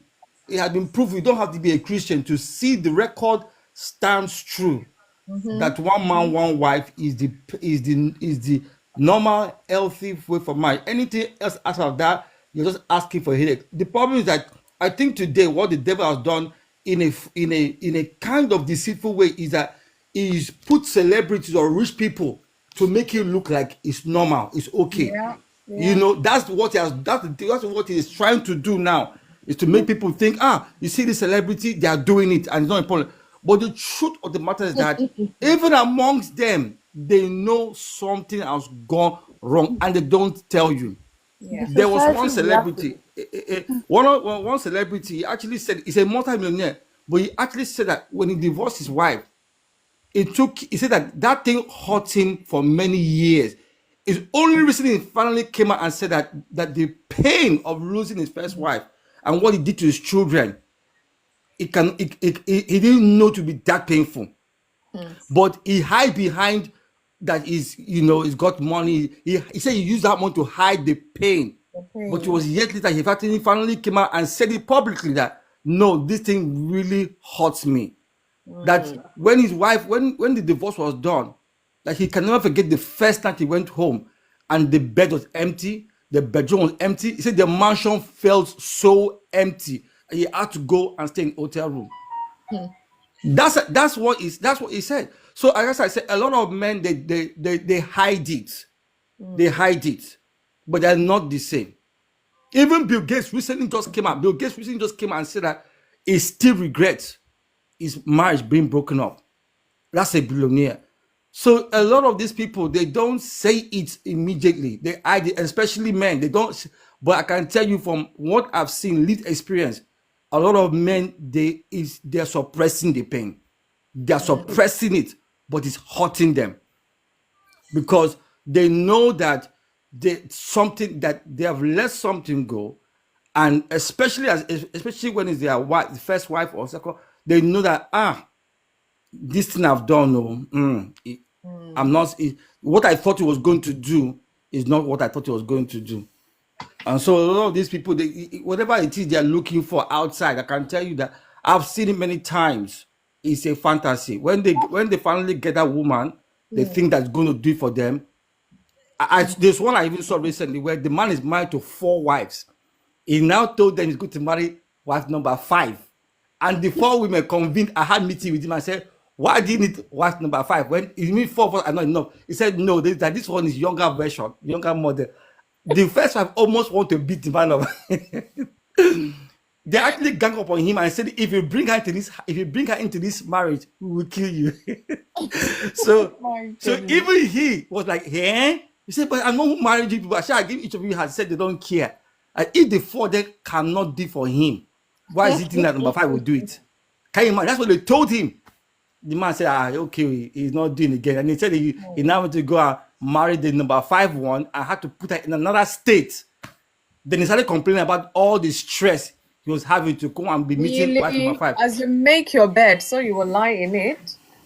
So the Bible, like I said, I really believe that this has been universally proven, it's scientifically proven on every level. I just think that oftentimes people are not doing the work. A lot of people want to get married, but they don't want to do the work of marriage. They just like the benefits, and that's the problem. You can't have the benefits without doing the work. And it's not a one-time work. You have to do it's a lifetime thing. Yes. It's a lifetime. But if you sow more into it, you get more reward, you get more harvest. But you got to keep doing, you got to keep applying it. It's not a one time, I've done the work today, that's it. If you know, you have to keep doing it. So that's what I got to say on that. But that open marriage, people should be careful. They have done it too, and I can tell you it doesn't work. They've done it. They've done it. Say Will Smith did it now, and he was crying. He was crying. Entanglement. So cry. He was crying. Mila, you wanted to say something. Thank you, Leslie. Thank you for that addition. Yeah. Okay, see now. Mark chapter 10, verse 6. Verse 6 says, but from the beginning of the creation, God made them male and female. For this cause shall a man leave his father and mother and cleave to his wife, and there two shall be one flesh. So then there are no more two, but one flesh. There are now one flesh. One flesh. He never say many flesh, 2 fleshes, 3 fleshes, or whatever it may be. Some people are reading the Bible upside down, even. I'm telling you. So if these days people decide to turn the word of God upside down because of selfish interest, that we all will go on the last day, where you will be on that 6 feet, that 100 wife you married will be saying, some will be saying, I regret finding myself in this family. Some will be saying, better you go and rest, because when you were alive, you never cared about me. It was only the other wife. It was only the other children. You better go and rest. So we need to be careful. One, marry your one wife and have peace of mind. Don't follow those who will be telling you in the olden days that Abraham, even in the olden days, God never permits one wife to one man more than two wives. We see the story of more than one wife. That is what is happening in the Middle East, Gaza, everywhere, fighting one another. We know this the story of Abraham, the second wife, who till today they are the problem of the world now, and everywhere they go, they cause problem from one community to another. So marry one wife and have peace of mind. Marry one wife and drink one cup of water in the morning and have peace of mind. Marry one wife and have the children that will give you peace of mind. I'm saying it. I'm not just saying it because I want to please anybody. I know how to say it. I'm just following what the word of God says. And if you follow what the word of God says, there will be peace of mind. You will have peace of mind. I repeat, there is no how you will be poor when you married one wife and have your 2 or 3 children. You cannot train them. You no matter how poor you are, you will train them. Because all your attention will be on those children and your family. That's the family you have. If you have more than one, yes, exactly, my brother. If you have more than 2 wives, you'll be thinking of the other wife, they have not eaten. The other wife, they have not eaten. The bed, I will sleep tonight, is not okay. The room, I will sleep tonight, they have not. My dear, Chukuga on the last day. So you better marry that one wife. Translate. Translation, please. No, I don't want TikTok to go against. That's why Chukuga Pogoku means God will punish you on the last day. God will punish that person on the last day. They are already punished while they are alive. Mr. Miller for Christ, who offend you? Nobody offends me, but I'm saying what is happening. I'm not married now, but I've seen. Everybody's going to give accounts. Even the ones that remain one wife, everybody will give account of. You must give account of your one wife, how you treat your wife, how you treat your husband.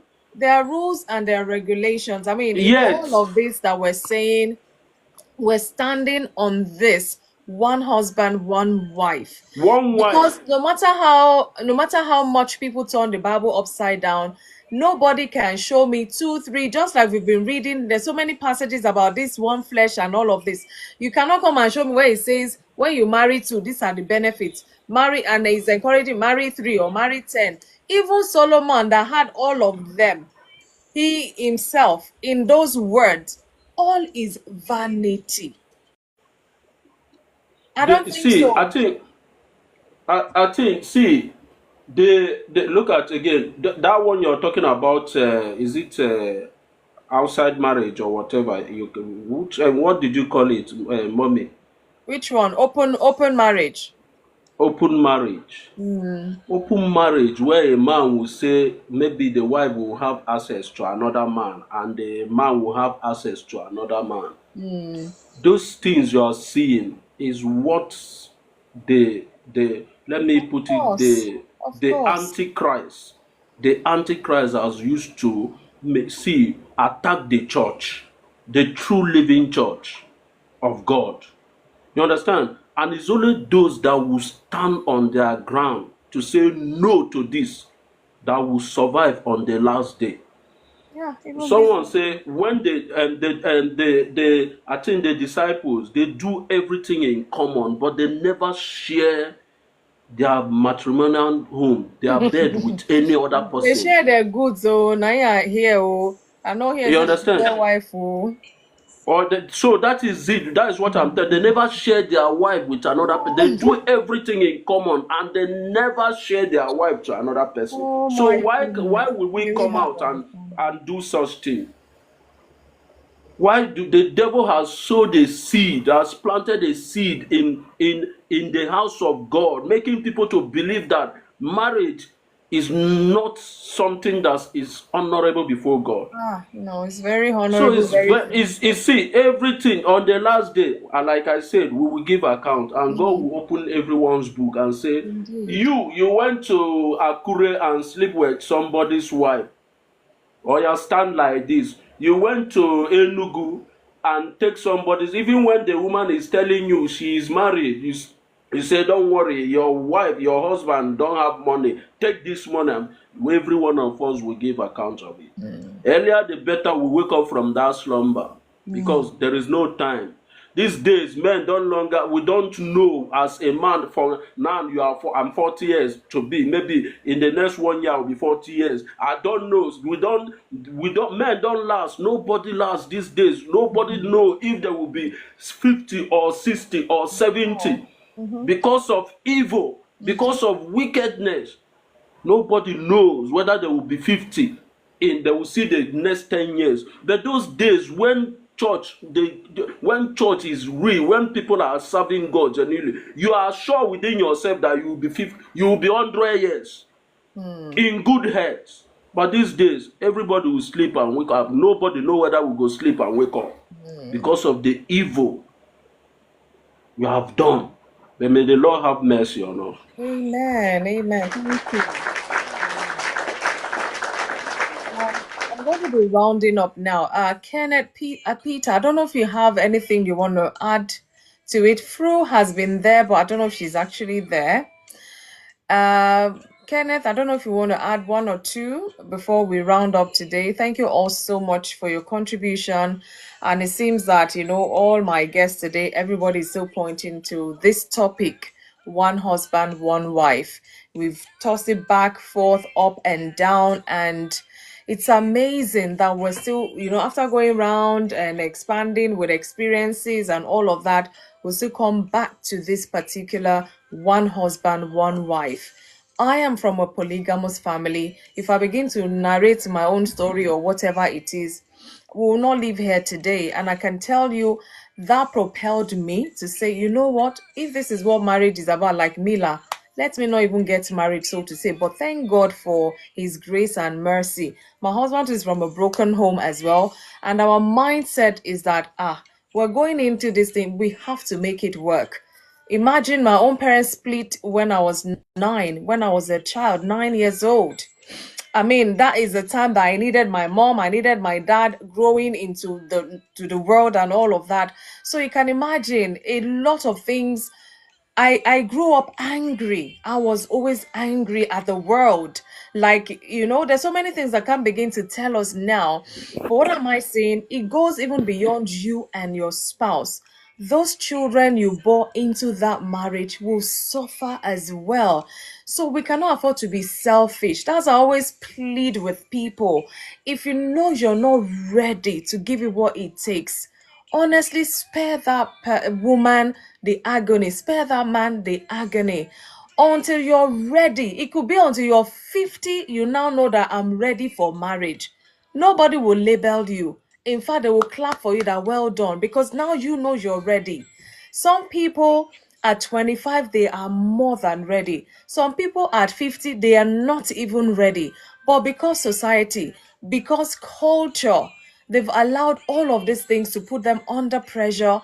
Even those who have extramarital affairs, maybe they've been trying to hold themselves and all, but the society says, the world have done that before, what's new? And they just lose guard. So we have to be careful. We have to be disciplined. In fact, in all that we do, something you cannot come out to boldly and proudly say you have done. Why do it? Why do it and feel it's normal, it's okay? Something, imagine a man or a woman, either way, goes and have extramarital affairs and they now come back home to want to sleep. And immediately your spouse knows that you've gone outside and they say, where are you coming from? I say, no, I just want to see a friend. And they now narrate to you how it happened, where you met the person and all. Do you think people will be doing that? No. But because we do it and people can get away with it, nobody wants to care as such anymore. But at the end of the day, the husband will suffer, the wife will suffer, the children will suffer, generations to come will suffer, the society will suffer. Then where does this end? Where does this end?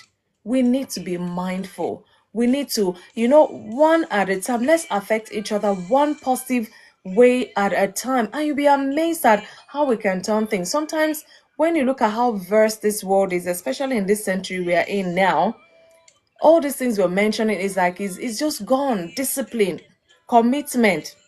The my way or the highway is what you will see. Anyone suffering like this, they're gone. And then a woman, by the time she's 40, she's been through 4 husbands. My goodness. What example are you laying for your male child, for your female child? Just tell them, once they stress you like this, pack your stuff and go. I did not give birth to you for suffering and all of that. It doesn't work like that. And we need to change our young ones, their mindset, especially these Gen Zs, the alpha, the beta, whatever, all of them coming. Because what these children are seeing, they'll be more brutal than us. We think we're brutal. Because these ones have learned from the pro. They will even become times 10 better in those things, even though it's a bad thing. They would be the one to treat people anyhow, and they don't care. A woman might have children for them. Like, are you the first to have a child? What's the big deal? And that's the end of that child. No father figure, no nothing. And yet this child will be living life knowing that their father is in another state there, maybe with another family or what. Let's stop this. We need to stop this one at a time. As I'm here, what am I doing to contribute to this? What are you doing to make sure that no, this narrative has to change?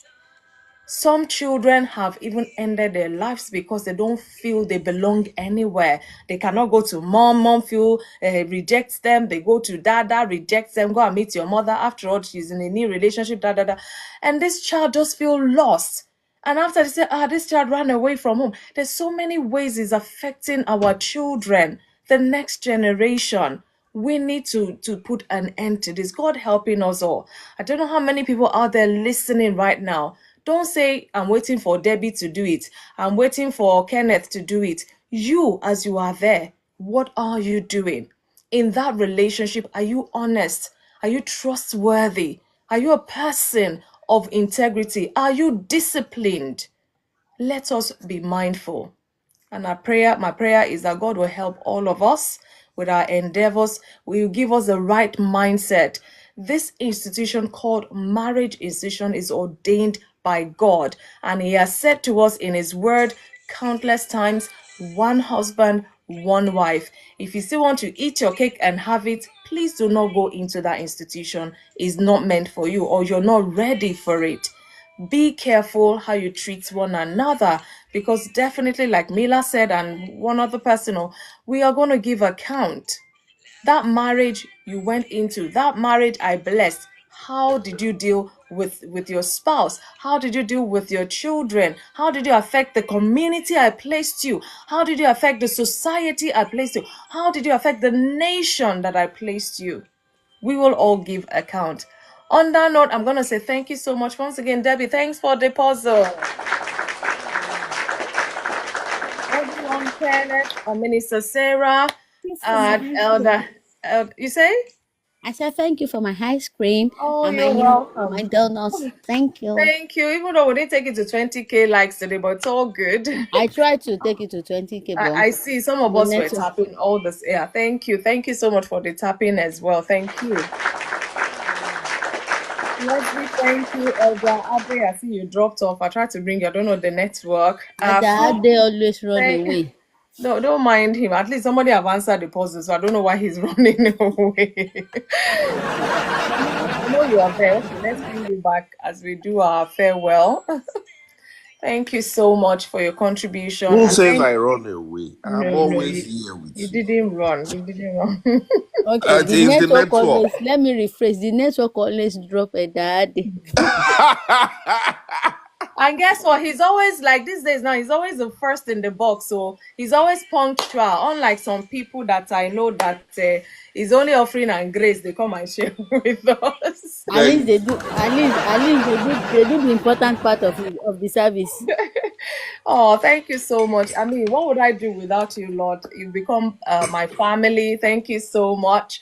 I really, really appreciate all of you. I can't be here, honestly, if not for you, Lord. That makes it even more insightful. Thank you so much. My prayer is that God will bless all your homes. We will be good example in that society. If for that alone, God will say, Welcome, good and faithful servant. At least we know we've gotten something right, at least. And I pray for those who are trusting for a lifetime partner, that God will bring your way, the bone of your bone, the flesh of your flesh. You will not overlook the red flags, and you will not silence the voice of God when He's giving you guidance about which way to go. Is very important. And my prayer is that God will help us to have that divine understanding as well. Guys, thank you so much. Love you guys. Thank you for another time on Inside till I come your way on Monday, 8 p.m. UK time. I remain yours truly, FunmiRoyal. Have a lovely, lovely weekend. Don't overwork. Elder Ade, I wish I could come and bring one van to come and help you carry load. Ah, I wish I thank will you. not Thank you so overwork. much. It's all good. And Elder Leslie, I'm not a nurse. I would have sent a nurse to you to come and help you, But we thank God for life, And I know that God will continue to keep us all. Do have a lovely Amen. weekend, and I'll see you on Thank Monday you. by the grace of God. Enjoy self-care, Bye people. bye. Bye. Much love. Thank you. Good night, everyone. God bless you. Thank you, Leslie. Thank you, Kenneth. God bless you. Good night, everybody. Let this light that's within me shine to the whole world. Thank you. You're still tapping. Let the dawn of a new day bring understanding. Thank you so much. Have a wonderful night. God bless.